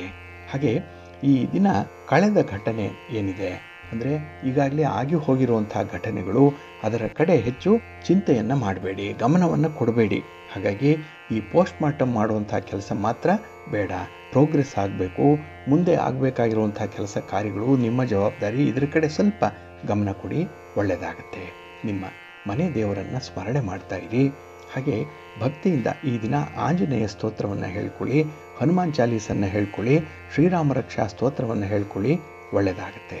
ನಿಮ್ಮ ಅದೃಷ್ಟದ ಬಣ್ಣ ಕೇಸರಿ, ಅದೃಷ್ಟದ ದಿಕ್ಕು ಈಶಾನ್ಯ ದಿಕ್ಕು, ಅದೃಷ್ಟ ಸಂಖ್ಯೆ 1. ಕನ್ಯಾ ರಾಶಿ. ಕನ್ಯಾ ರಾಶಿಯವರಿಗೆ ಈ ದಿನ 12ರಲ್ಲಿ ಚಂದ್ರ ಇರುವಂಥ ದಿನ. ಹಾಗಾಗಿನೇ ಈ ದಿನ ನಿಮಗೆ ಮಧ್ಯಮ ಫಲಗಳಿರುವಂಥ ಸಂದರ್ಭ. ಇನ್ನು ಯಾವುದೇ ಒಂದು ವ್ಯವಹಾರಗಳನ್ನು ಎಷ್ಟೇ ಮುತುವರ್ಜಿಯಿಂದ ನೀವು ಆರಂಭ ಮಾಡಿದ್ರೂ ಕೂಡ ಎಲ್ಲೋ ಒಂದು ಕಡೆ ಎಡವಟ್ಟಾಗುವಂಥ ಸಾಧ್ಯತೆ ಇದೆ. ಹಾಗಾಗಿ ಈ ದಿನ ಮೇಲ್ನೋಟಕ್ಕೆ ಸರಿಯಂತೆ ಕಾಣುವಂಥದ್ದೆಲ್ಲ ಆಂತರ್ಯದಲ್ಲಿ ಒಳ್ಳೆಯದಾಗಿರಲ್ಲ. ಹಾಗಾಗಿ ಅದರ ಸಾಧಕ ಬಾಧಕಗಳನ್ನು ನೋಡೇ ಮುಂದುವರಿಯುವಂಥದ್ದು ಉತ್ತಮ. ಇನ್ನು ವ್ಯಾಪಾರದಲ್ಲಿ ಅನಿರೀಕ್ಷಿತವಾದಂಥ ಅಡ್ಡಿ ಆತಂಕಗಳು ಎದುರಾಗುವಂಥದ್ದು ಕೂಡ ಇರುತ್ತೆ. ಹಾಗಾಗಿನೇ ಈ ದಿನ ಹಿರಿಯರ ಜೊತೆ, ನಿಮ್ಮ ಸಹೋದ್ಯೋಗಿಗಳ ಜೊತೆ ಸ್ವಲ್ಪ ಸ್ನೇಹದಿಂದ ವರ್ತಿಸುವಂಥದ್ದು, ಜೊತೆಗೆ ಈ ಒಂದು ಸಮಸ್ಯೆಗೆ ಪರ್ಯಾಯ ಕ್ರಮ ಏನು ಅನ್ನುವಂಥದ್ದನ್ನು ಅವರ ಜೊತೆ ಚರ್ಚಿಸಿ ತೀರ್ಮಾನ ಮಾಡಿಕೊಳ್ಳುವಂಥದ್ದು ಉತ್ತಮ. ಇನ್ನು ಈ ದಿನ ನಿಮ್ಮ ವೈಯಕ್ತಿಕ ವಿಚಾರಗಳಲ್ಲಿ ಕೆಲವೊಂದು ಅಸಮರ್ಪಕವಾದಂತಹ ಒಂದು ಅಭಿಪ್ರಾಯಗಳು ಬರುವಂತಹ ಸಾಧ್ಯತೆ ಕೂಡ ಇರುತ್ತೆ. ಹಾಗಾಗಿ ಈ ದಿನ ಬಹಳ ವಿಶೇಷವಾಗಿ ಬಹಳ ಮುತುವರ್ಜಿಯಿಂದ ನಿಮ್ಮ ಸಮಸ್ಯೆಗಳನ್ನು ಬಗೆಹರಿಸ್ಕೊಳ್ಳುವಂಥ ಒಂದು ಪ್ರಯತ್ನ ಮಾಡಿ. ಆದಷ್ಟು ಈ ಸಂಸಾರದ ಗುಟ್ಟು ವ್ಯಾಧಿ ರಟ್ಟು ಅಂತ ಹೇಳ್ತಾರಲ್ಲ, 4 ಗೋಡೆಯ ಒಳಗೆ ಈ ಒಂದು ಸಮಸ್ಯೆ ಇತ್ಯರ್ಥ ಆಗಬೇಕು. ಹಾಗೆ ಈ ದಿನ ಹಣಕಾಸಿನ ವ್ಯವಹಾರಗಳಲ್ಲಿ ಬಹಳ ವಿಶೇಷವಾದಂಥ ಒಂದು ಚರ್ಚೆ ನಡೆಯುವಂಥದ್ದು ಕೂಡ ಇದೆ. ಇದು ನಿಮಗೆ ಲಾಭವನ್ನು ತರಲ್ಲ, ಆದರೆ ಮುಂದೊಂದು ದಿನ ಈ ಹಣದ ವಿಚಾರವಾಗಿ ತೆಗೆದುಕೊಳ್ಳುವಂಥ ತೀರ್ಮಾನಕ್ಕೆ ಈ ದಿನ ನಿಮಗೆ ಬೆಂಬಲವನ್ನು ತರುತ್ತೆ, ಸಪೋರ್ಟಿವ್ ಆಗಿರುತ್ತೆ. ಹಾಗಾಗಿ ಈ ಹಣ ದುಡಿಮೆ ಆದರಷ್ಟೇ ಸಾಲದು, ಅದು ಉಳಿತಾಯ ಆಗಬೇಕು. ಆ ಒಂದು ಹಿನ್ನೆಲೆಯಲ್ಲಿ ನೀವು ಶ್ರಮ ಪಡಬೇಕಾಗತ್ತೆ. ಇನ್ನು ಈ ದಿನ ಹಬ್ಬದ ಆಚರಣೆ, ಮನೆಯಲ್ಲಿ ಒಂದು ಸಂಭ್ರಮಾಚರಣೆ, ಶುಭ ಸಮಾರಂಭ ನಡೆಯುವಂಥ ಮುನ್ಸೂಚನೆಗಳು ಕೂಡ ಇರುವಂಥದ್ದಿದೆ. ಅದಕ್ಕಾಗಿಯೇ ಈ ದಿನ ಮನೆ ಮಂದಿ ಎಲ್ಲ ನಿಮ್ಮ ಮನೆ ದೇವರನ್ನು ಸ್ಮರಣೆ ಮಾಡಿಕೊಳ್ಳಿ. ಹಾಗೆ ಭಕ್ತಿಯಿಂದ ಈ ದಿನ ನೀವು ಗಣಪತಿಯನ್ನು ಆರಾಧನೆ ಮಾಡಿ, ಶಿವನ ಪರಿವಾರ ದೇವತೆಗಳನ್ನು ಪ್ರಾರ್ಥನೆ ಮಾಡ್ಕೊಳ್ಳಿ, ಸ್ತೋತ್ರ ಹೇಳ್ಕೊಳ್ಳಿ, ಒಳ್ಳೆಯದಾಗತ್ತೆ. ನಿಮ್ಮ ಅದೃಷ್ಟದ ಬಣ್ಣ ತಿಳಿ ಹಸಿರು, ಅದೃಷ್ಟದ ದಿಕ್ಕು ಪೂರ್ವ ದಿಕ್ಕು, ಅದೃಷ್ಟ ಸಂಖ್ಯೆ 1. ತುಲಾರಾಶಿ. ತುಲಾರಾಶಿಯವರಿಗೆ ಈ ದಿನ ಲಾಭಸ್ಥಾನದಲ್ಲಿ ಚಂದ್ರ ಇರುವಂತಹ ದಿನ, 11ನೇ ಮನೆಯಲ್ಲಿ ಚಂದ್ರ. ಹಾಗಾಗಿ ಈ ದಿನ ತುಂಬ ಅನುಕೂಲಕರವಾಗಿರುವಂತಹ ದಿನ. ಗ್ರಹ ಸ್ಥಾನಗಳು ಕೂಡ ನಿಮಗೆ ತುಂಬ ಫೇವರಬಲ್ ಆಗಿರುತ್ತೆ. ಹಾಗಾಗಿನೇ ಈ ದಿನ ನಿಮ್ಮ ಇಚ್ಛೆ ನೆರವೇರುತ್ತೆ, ಉದ್ದೇಶಿತ ಕಾರ್ಯಗಳು ಮುಂದುವರಿಯುವಂಥದ್ದಿದೆ. ಹಾಗಾಗಿನೇ ಪರಿಶ್ರಮದಿಂದ ಕೆಲವೊಂದು ವಿಚಾರಗಳಲ್ಲಿ ಕಷ್ಟಪಟ್ಟು ಫಲಿತಾಂಶಗಳನ್ನು ಪಡ್ಕೊಳ್ಳುವಂಥದ್ದು ಕೂಡ ಇದೆ. ಇನ್ನು ಕುಟುಂಬ ಸದಸ್ಯರ ಜೊತೆಯಲ್ಲಿ ಯಾವುದೇ ವಿಚಾರದಲ್ಲಿ ಭಿನ್ನಾಭಿಪ್ರಾಯಗಳಿದ್ದರೂ ಕೂಡ ನೀವು ತಿಳುವಳಿಕೆಯನ್ನು ಹೇಳ್ತೀರಿ, ಅದರ ಬಗ್ಗೆ ಒಂದು ಕ್ಲಾರಿಟಿ ಕೊಡ್ತೀರಿ, ಕ್ಲಾರಿಫೈ ಮಾಡ್ತೀರಿ. ಹಾಗಾಗಿನೇ ಈ ದಿನ ನಿಮ್ಮ ಕೆಲಸ ಕಾರ್ಯಗಳಲ್ಲಿ ನಿಮಗೆ ಇರುವಂಥ ಆಸಕ್ತಿ ಎಷ್ಟರ ಮಟ್ಟಿಗೆ ಇದೆ ಅನ್ನುವಂಥದ್ದನ್ನು ಇದೆಲ್ಲ ಸೂಚಿಸುವಂಥದ್ದು. ಇನ್ನು ಈ ದಿನ ಕ್ರೀಡಾಪಟುಗಳಿಗಾಗಲಿ ಸ್ಪರ್ಧಾಳುಗಳಿಗಾಗಲಿ ಅನುಕೂಲತೆಗಳು ಲಭ್ಯವಾಗುತ್ತೆ. ಹಾಗಾಗಿ ಸ್ಪರ್ಧಾತ್ಮಕ ಪರೀಕ್ಷೆಯನ್ನು ಎದುರಿಸ್ತಾ ಇರುವಂಥ ವಿದ್ಯಾರ್ಥಿಗಳು ಈ ದಿನ ಸ್ವಲ್ಪ ಓದಿನಲ್ಲಿ ಆಸಕ್ತಿ ತೋರಿಸೋದ್ರಿಂದ ನಿಮ್ಮ ಮುಂದಿನ ಭವಿಷ್ಯ ಒಂದು ಸ್ವರೂಪವನ್ನು ಪಡ್ಕೊಳ್ಳುತ್ತೆ, ಒಳ್ಳೆಯ ಆಕಾರವನ್ನು ಪಡ್ಕೊಳ್ಳುತ್ತೆ. ಅದಕ್ಕಾಗಿ ಸ್ವಲ್ಪ ಶ್ರಮ ಪಡಬೇಕು. ಇನ್ನು ಈ ದಿನ ಗೃಹ ಬಳಕೆ ಸಾಮಗ್ರಿ ಖರೀದಿಯ ಸಂದರ್ಭದಲ್ಲಿ ಸ್ವಲ್ಪ ಎಚ್ಚರಿಕೆಯಿಂದ ಇರಬೇಕು. ಖರ್ಚು ಹೆಚ್ಚಾಗುತ್ತೆ. ವ್ಯಾಪಾರಂ ದ್ರೋಹ ಚಿಂತನಂ ಅನ್ನುವಂಥದ್ದು ನಿಮ್ಮ ಮೇಲೆ ಪ್ರಯೋಗ ಆಗುವಂಥ ಸಾಧ್ಯತೆ ಇರುತ್ತೆ, ಸ್ವಲ್ಪ ಜಾಗ್ರತೆ. ಇನ್ನು ಈ ದಿನದಲ್ಲಿ ಇನ್ನೊಬ್ಬರಲ್ಲಿ ಇರುವಂಥ ಒಳ್ಳೆಯತನ ಏನಿದೆ, ನೀವು ಕಲಿಯುವಂಥ ವಿಚಾರ ಏನಿದೆ, ಅದನ್ನು ಬಹಳ ಬೇಗ ಗುರುತಿಸ್ಕೊಂಡು ನಿಮ್ಮದನ್ನಾಗಿಸ್ಕೊಳ್ತೀರಿ. ಹಾಗಾಗಿ ನಿಮಗೆ ಮುಂದಿನ ಜೀವನದಲ್ಲಿ ಭವಿಷ್ಯದಲ್ಲಿ ತುಂಬ ಆಸಕ್ತಿ ಇರುವಂಥ ಸಂದರ್ಭ. ಹಾಗೆ ಈ ದಿನ ನಿಮ್ಮ ಒಂದು ವೈಯಕ್ತಿಕ ಆರೋಗ್ಯ, ನಿಮ್ಮ ವ್ಯಾಯಾಮ ಇರ್ಬೋದು, ಆಹಾರ ವಿಹಾರಾದಿಗಳ ಕಡೆ ಗಮನ ಇರ್ಬೋದು, ಬಹಳ ವಿಶೇಷವಾಗಿ ಮುತುವರ್ಜಿಯಿಂದ ಇರೋದರಿಂದ ನಿಮ್ಮ ಒಂದು ಆರೋಗ್ಯದ ದೃಷ್ಟಿಯಿಂದ ನೀವು ತುಂಬ ಸದೃಢರಾಗಿ ಇರ್ತೀರಿ.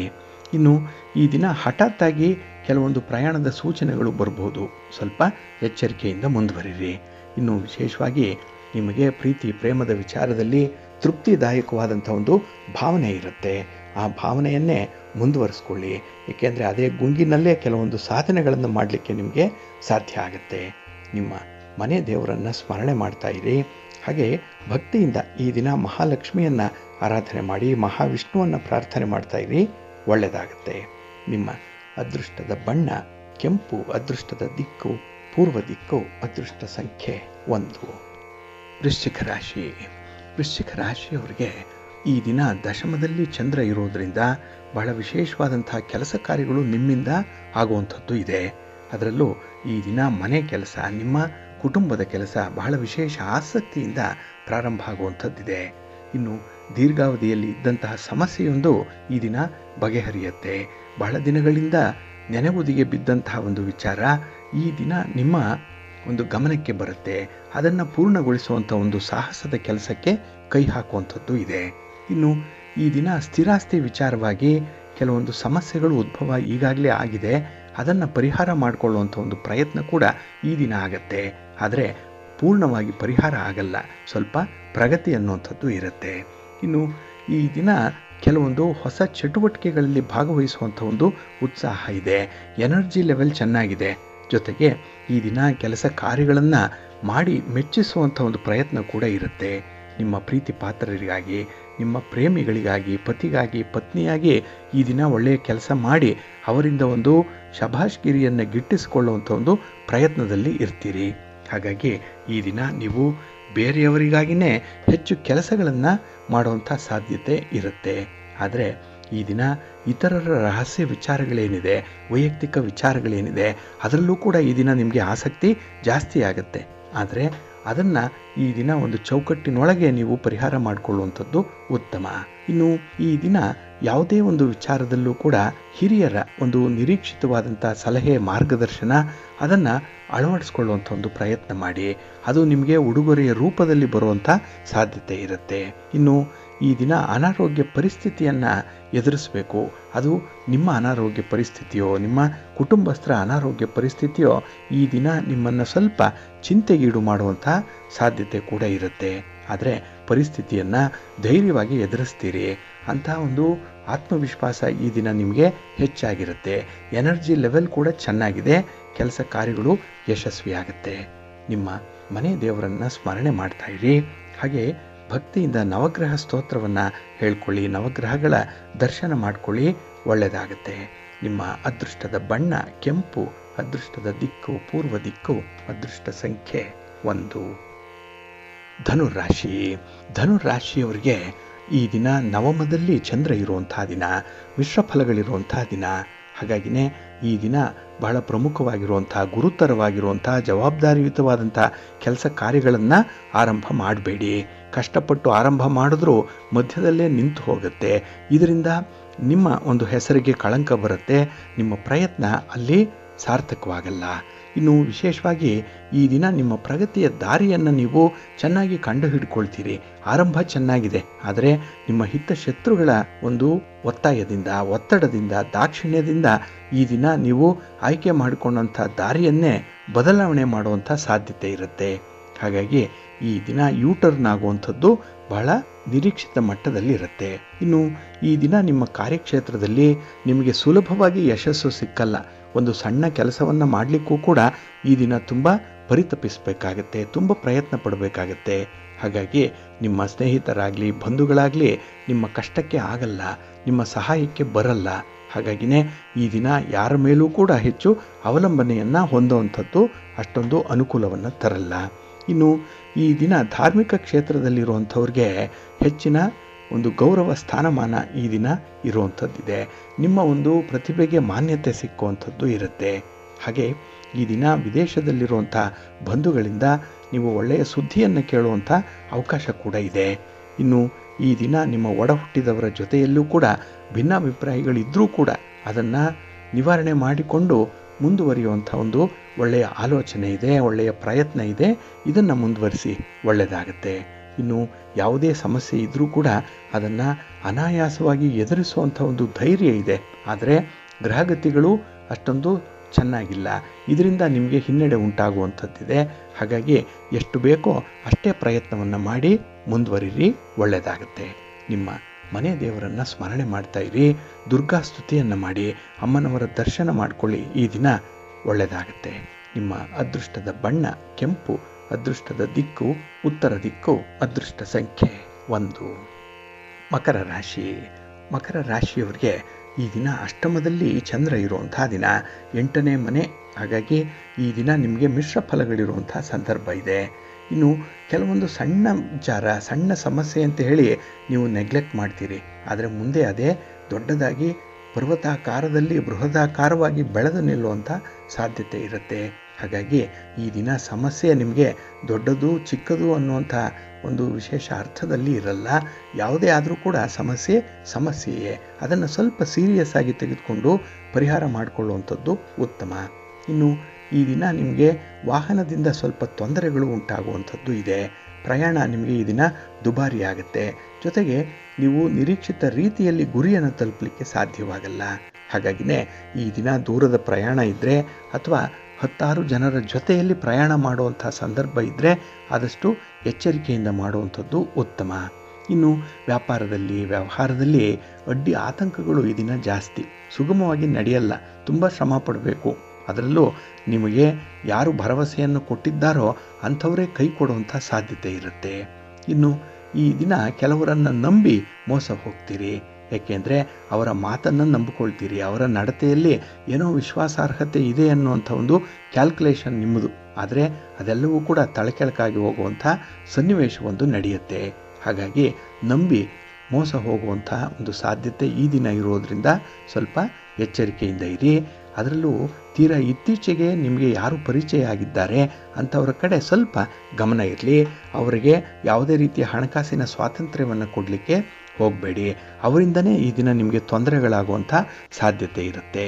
ಇನ್ನು ವ್ಯರ್ಥ ಖರ್ಚುಗಳು ಇರುವಂಥ ಸಂದರ್ಭ ಕೂಡ ಇದೆ. ಹಾಗಾಗಿ ಖರ್ಚಿಗೆ ಕಡಿವಾಣ ಹಾಕಬೇಕು. ಉಳಿತಾಯದ ಬಗ್ಗೆ ಸ್ವಲ್ಪ ಆಲೋಚನೆ ಮಾಡಿ ಒಳ್ಳೆಯದಾಗುತ್ತೆ.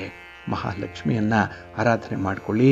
ಮಹಾಲಕ್ಷ್ಮಿ ಸ್ತೋತ್ರವನ್ನು ಹೇಳ್ಕೊಳ್ಳಿ, ದರ್ಶನ ಮಾಡಿಕೊಳ್ಳಿ, ಒಳ್ಳೆಯದಾಗುತ್ತೆ. ನಿಮ್ಮ ಅದೃಷ್ಟದ ಬಣ್ಣ ಕೆಂಪು, ಅದೃಷ್ಟದ ದಿಕ್ಕು ಪೂರ್ವ ದಿಕ್ಕು, ಅದೃಷ್ಟ ಸಂಖ್ಯೆ 1. ಕುಂಭರಾಶಿ. ಕುಂಭರಾಶಿಯವರಿಗೆ ಈ ದಿನ ಕಳತ್ರ ಸ್ಥಾನದಲ್ಲಿ ಚಂದ್ರ ಇರುವಂತಹ ದಿನ. 7ನೇ ಮನೆ. ಬಹಳ ವಿಶೇಷವಾಗಿ ಈ ದಿನ ಪ್ರೀತಿ ಪ್ರೇಮದ ವಿಚಾರದಲ್ಲಿ ತುಂಬ ಯಶಸ್ಸನ್ನು ಕಾಣುವಂಥ ದಿನ. ತುಂಬ ಸಮಾಧಾನ ಇರುತ್ತೆ. ನಿಮ್ಮವರು ಈ ದಿನ ನಿಮಗೆ ಏನು ಮಾಡಿದ್ರೂ ಕೂಡ ಇಷ್ಟವಾಗುತ್ತೆ. ಹಾಗಾಗಿ ಈ ದಿನ ಅನ್ಯೋನ್ಯತೆ ಅನ್ನುವಂಥದ್ದು, ತಿಳುವಳಿಕೆ, ಅಂಡರ್ಸ್ಟ್ಯಾಂಡಿಂಗ್ ಲೆವೆಲ್ ಈ ದಿನ ಬಹಳ ಚೆನ್ನಾಗಿರುತ್ತೆ. ಹಾಗೆ ಕೆಲಸದಲ್ಲಿ ಕೂಡ ಈ ದಿನ ಯಾವುದೇ ಅಡ್ಡಿ ಆತಂಕಗಳು ಬಂದರೂ ಕೂಡ ಅದನ್ನು ಬಹಳ ಸೂಕ್ಷ್ಮ ರೀತಿಯಲ್ಲಿ ಪರಿಹಾರ ಮಾಡಿಕೊಳ್ಳುವಂಥ ಒಂದು ಪ್ರಯತ್ನ ಕೂಡ ಇರುತ್ತೆ. ಇನ್ನು ಈ ದಿನದಲ್ಲಿ ನಿಮ್ಮ ಒಂದು ಮಾತಿನಿಂದ ನಿಮ್ಮ ಕೆಲಸ ಕಾರ್ಯಗಳು ಮುಂದುವರಿಯುವಂಥದ್ದು ಇದೆ. ಫೇಸ್ ವ್ಯಾಲ್ಯೂ ಚೆನ್ನಾಗಿದೆ. ಅದಕ್ಕಾಗಿಯೇ ನಿಮ್ಮ ಮಾತಿಗೆ ಒಂದು ಗೌರವ ಇದೆ. ಇನ್ನು ಈ ದಿನ ನಿಮ್ಮ ಅಗತ್ಯ ಎಷ್ಟಿದೆಯೋ ಅಷ್ಟಕ್ಕೇ ಹಣ ಸಂಪಾದನೆ ಆಗುವಂಥದ್ದು ಕೂಡ ಇದೆ. ಹಾಗಾಗಿ ಅತಿ ಆಸೆ ಅನ್ನುವಂಥದ್ದು ಈ ದಿನ ಇರಲ್ಲ. ಆದರೆ ಬದುಕಬೇಕು, ಬದುಕಿಗೆ ಒಂದು ಭದ್ರತೆ ಬೇಕು. ಆ ಒಂದು ಹಿನ್ನೆಲೆಯಲ್ಲಿ ನೀವು ತೆಗೆದುಕೊಳ್ಳುವಂಥ ತೀರ್ಮಾನ ಪ್ರಬುದ್ಧವಾಗಿರುತ್ತೆ. ಇನ್ನು ಈ ದಿನ ಹಿರಿಯರಿಂದ ಕೂಡ ನಿಮಗೆ ನಿರೀಕ್ಷಿತ ರೀತಿಯಲ್ಲಿ ಸಲಹೆ ಸಿಕ್ಕುವಂಥ ಸಾಧ್ಯತೆ ಕೂಡ ಇದೆ. ಇನ್ನು ಕೈಗೊಂಡಂಥ ಕೆಲಸ ಕಾರ್ಯಗಳು ಸ್ವಲ್ಪ ವಿಳಂಬ ಆಗ್ಬೋದು, ಆದರೂ ಕೂಡ ಅದರಲ್ಲಿ ಸ್ಥಿರವಾದ ಫಲವನ್ನು ಪಡ್ಕೊಳ್ಳಿಕ್ಕೆ ಸಾಧ್ಯ ಇದೆ. ಇನ್ನು ಈ ದಿನ ಹೊಸ ಸ್ಥಳದಲ್ಲಿ ಯಾವುದೇ ರೀತಿಯ ವ್ಯಾಪಾರ ವ್ಯವಹಾರಗಳನ್ನು ಆರಂಭ ಮಾಡಲಿಕ್ಕೂ ಕೂಡ ಉತ್ತಮವಾದಂಥ ಅವಕಾಶಗಳು ಸಿಕ್ಕತ್ತೆ. ಪ್ರಯತ್ನ ಮಾಡಿ, ಒಳ್ಳೆಯದಾಗತ್ತೆ. ಇನ್ನು ಈ ದಿನ ನಿಮ್ಮ ಸಂಗಾತಿ, ನಿಮ್ಮ ಪ್ರೀತಿ ಪಾತ್ರರಿಂದ ಈ ದಿನ ಸಂತೋಷದ ಸನ್ನಿವೇಶಗಳನ್ನು ಕೂಡ ನೀವು ಅನುಭವಿಸುವಂಥದ್ದು ಇದೆ. ಅವರಿಂದ ಒಂದು ಉಡುಗೊರೆ ಇದೆ, ಅವರಿಂದ ಹಣದ ಸಹಾಯ ಇದೆ, ಒಳ್ಳೆಯ ಸಹಕಾರ ನಿಮಗೆ ಸಿಕ್ಕತ್ತೆ. ಹಾಗಾಗಿನೇ ಕೆಲಸ ಕಾರ್ಯಗಳಲ್ಲಿ ಈ ದಿನ ನೀವು ಸಾಧನೆ ಮಾಡಬಹುದಾದಷ್ಟು ಪರಾಕ್ರಮ ನಿಮ್ಮಲ್ಲೇ ಉದ್ಭವ ಆಗುವಂಥದ್ದಿದೆ. ಜೊತೆಗೆ ಈ ದಿನ ಆಂಜನೇಯನ ದರ್ಶನ ಮಾಡೋದ್ರಿಂದ, ಹನುಮಾನ್ ಚಾಲೀಸನ್ನು ಹೇಳ್ಕೊಳ್ಳೋದ್ರಿಂದ ಮತ್ತಷ್ಟು ಬಲ ನಿಮಗೆ ಪ್ರಾಪ್ತಿಯಾಗುತ್ತೆ. ನಿಮ್ಮ ಅದೃಷ್ಟದ ಬಣ್ಣ ಕೇಸರಿ, ಅದೃಷ್ಟದ ದಿಕ್ಕು ಈಶಾನ್ಯ ದಿಕ್ಕು, ಅದೃಷ್ಟ ಸಂಖ್ಯೆ 1. ಮೀನರಾಶಿ. ಮೀನರಾಶಿಯವರಿಗೆ ಈ ದಿನ ಷಷ್ಠದಲ್ಲಿ ಚಂದ್ರ ಇರುವಂಥ ದಿನ. ಬಹಳ ಅತ್ಯುತ್ತಮವಾದಂಥ ಅವಕಾಶಗಳು ಸಿಕ್ಕುವಂಥ ದಿನ. ಅದರಲ್ಲೂ ಹೊಸ ವ್ಯವಹಾರಗಳಿಗಂತೂ ಈ ದಿನ ಹೇಳಿ ಮಾಡಿಸಿದಂಥ ದಿನ. ಏಕೆಂದರೆ ಉತ್ತಮವಾದಂಥ ಮಾಹಿತಿಗಳು ಸಿಕ್ಕತ್ತೆ, ಸಂಪನ್ಮೂಲಗಳ ಕ್ರೋಢೀಕರಣ ಆಗುತ್ತೆ. ಹಾಗೆ ಯಾವ ದಿನ ಯಾವ ಸಮಯದಲ್ಲಿ ಕೆಲಸ ಆರಂಭ ಆಗಬೇಕು ಅನ್ನೋಂಥದ್ರ ಬಗ್ಗೆ ನಿಮಗೆ ಮುನ್ಸೂಚನೆ ಕೂಡ ಸಿಕ್ಕುವಂಥ ಸಾಧ್ಯತೆ ಇದೆ. ಇನ್ನು ಸ್ಥಿರಾಸ್ತಿ ಖರೀದಿಯ ಒಂದು ಪ್ರಯತ್ನ ಏನಿದೆ ಅದು ಕೂಡ ತುಂಬ ಉತ್ತಮವಾಗಿ ನಡೆಯುತ್ತೆ. ಇನ್ನು ಈ ದಿನ ಇಡೀ ಒಂದು ಮಾರುಕಟ್ಟೆಯಲ್ಲೇ ನಿಮ್ಮ ಒಂದು ಚಾಕಚಕ್ಯತೆ ಏನಿದೆ ಅಥವಾ ನಿಮ್ಮ ಕೈಚಳಕ ಏನಿದೆ ಅದು 4 ಜನರಿಗೆ ತಿಳಿಯುವಂಥ ಒಂದು ಸಂದರ್ಭ ಒದಗಿ ಬರುತ್ತೆ. ಹಾಗಾಗಿನೇ ಈ ದಿನ ನಿಮ್ಮ ಪ್ರತಿಭೆ, ನಿಮ್ಮ ಬುದ್ಧಿವಂತಿಕೆ, ನಿಮ್ಮ ಅನುಭವ ತುಂಬ ಹೈಲೈಟ್ ಆಗುತ್ತೆ. ಹಾಗೆ ಆಧ್ಯಾತ್ಮಿಕ ವಿಚಾರಗಳಲ್ಲೂ ಕೂಡ ಈ ದಿನ ನೀವು ಹಿಂದೆ ಬೀಳಲ್ಲ, ಅಲ್ಲೂ ಕೂಡ ನೀವು ಮುಂಚೂಣಿಯಲ್ಲೇ ಇರ್ತೀರಿ. ಇನ್ನು ವಿಶೇಷತೆ ಅಂದರೆ ಈ ದಿನ ತುಂಬ ದೃಢಚಿತ್ತತೆ ಇರುವಂಥದ್ದು, ತುಂಬ ಕಾನ್ಫಿಡೆನ್ಸ್ ಚೆನ್ನಾಗಿದೆ ಈ ದಿನ. ಅದಕ್ಕಾಗಿಯೇ ಕೆಲಸ ಯಾವುದೇ ಆದರೂ ಕೂಡ ಒಂದು ಸ್ಪರ್ಧೆಯಲ್ಲಿ ಭಾಗವಹಿಸುವಂಥ ರೀತಿಯಲ್ಲಿ ನೀವು ಮುನ್ನಡೆಯುವಂಥದ್ದು ಕೂಡ ಇದೆ. ಹೆವಿ ಕಾಂಪಿಟೇಷನ್ ಇದ್ದರೂ ಕೂಡ ಅದರಲ್ಲಿ ಕಾಂಪೀಟ್ ಮಾಡ್ತೀರಿ, ಜಯ ಗಳಿಸ್ತೀರಿ. ಇನ್ನು ಈ ದಿನದಲ್ಲಿ ಕೆಲವೊಂದು ವಿಶೇಷವಾದಂತಹ ಸಂದರ್ಭದಲ್ಲಿ ಹೊಸ ಕಾರ್ಯಗಳನ್ನು ಮಾಡುವಂಥ ಸಂದರ್ಭದಲ್ಲಿ ನಿಮ್ಮ ಪ್ರೀತಿ ಪಾತ್ರರ ನೆರವನ್ನು ನೀವು ಬಯಸಬೇಕಾಗತ್ತೆ. ಅವರನ್ನು ಕೂಡ ಆ ಒಂದು ಲೂಪಲ್ಲಿ ಇಟ್ಕೊಂಡೇ ಕೆಲಸವನ್ನು ಮುಂದುವರಿಸಬೇಕಾಗತ್ತೆ. ಹಾಗಾಗಿ ಈ ದಿನ ಯಾರನ್ನೂ ಕೂಡ ನಿರ್ಲಕ್ಷ್ಯ ಮಾಡಬೇಡಿ, ಯಾರ ಮಾತನ್ನು ಕೂಡ ತೆಗೆದು ಹಾಕಬೇಡಿ. ಸಮಯ ಸಂದರ್ಭಕ್ಕೆ ತಕ್ಕಂತೆ ಅದನ್ನು ಬಳಸ್ಕೊಳ್ಳುವಂಥ ಒಂದು ಪ್ರಯತ್ನ ಮಾಡಿ. ಸ್ವಲ್ಪ ಸಮಾಧಾನದಿಂದ ಇರಿ, ಒಳ್ಳೆಯದಾಗತ್ತೆ. ನಿಮ್ಮ ಮನೆ ದೇವರನ್ನು ಸ್ಮರಣೆ ಮಾಡ್ತಾ ಇರಿ. ಹಾಗೆ ಭಕ್ತಿಯಿಂದ ಶಿವ ಪಾರ್ವತಿಯರ ದರ್ಶನ ಮಾಡ್ಕೊಳ್ಳಿ, ಶಿವ ಸ್ತೋತ್ರವನ್ನು ಹೇಳ್ಕೊಳ್ಳಿ, ಶಿವನ ಪರಿವಾರ ದೇವತೆಗಳನ್ನು ಪ್ರಾರ್ಥನೆ ಮಾಡ್ತಾ ಇರಿ. ಒಳ್ಳೆಯದಾಗುತ್ತೆ. ನಿಮ್ಮ ಅದೃಷ್ಟದ ಬಣ್ಣ ಹಳದಿ, ಅದೃಷ್ಟದ ದಿಕ್ಕು ಈಶಾನ್ಯ ದಿಕ್ಕು, ಅದೃಷ್ಟ ಸಂಖ್ಯೆ 1.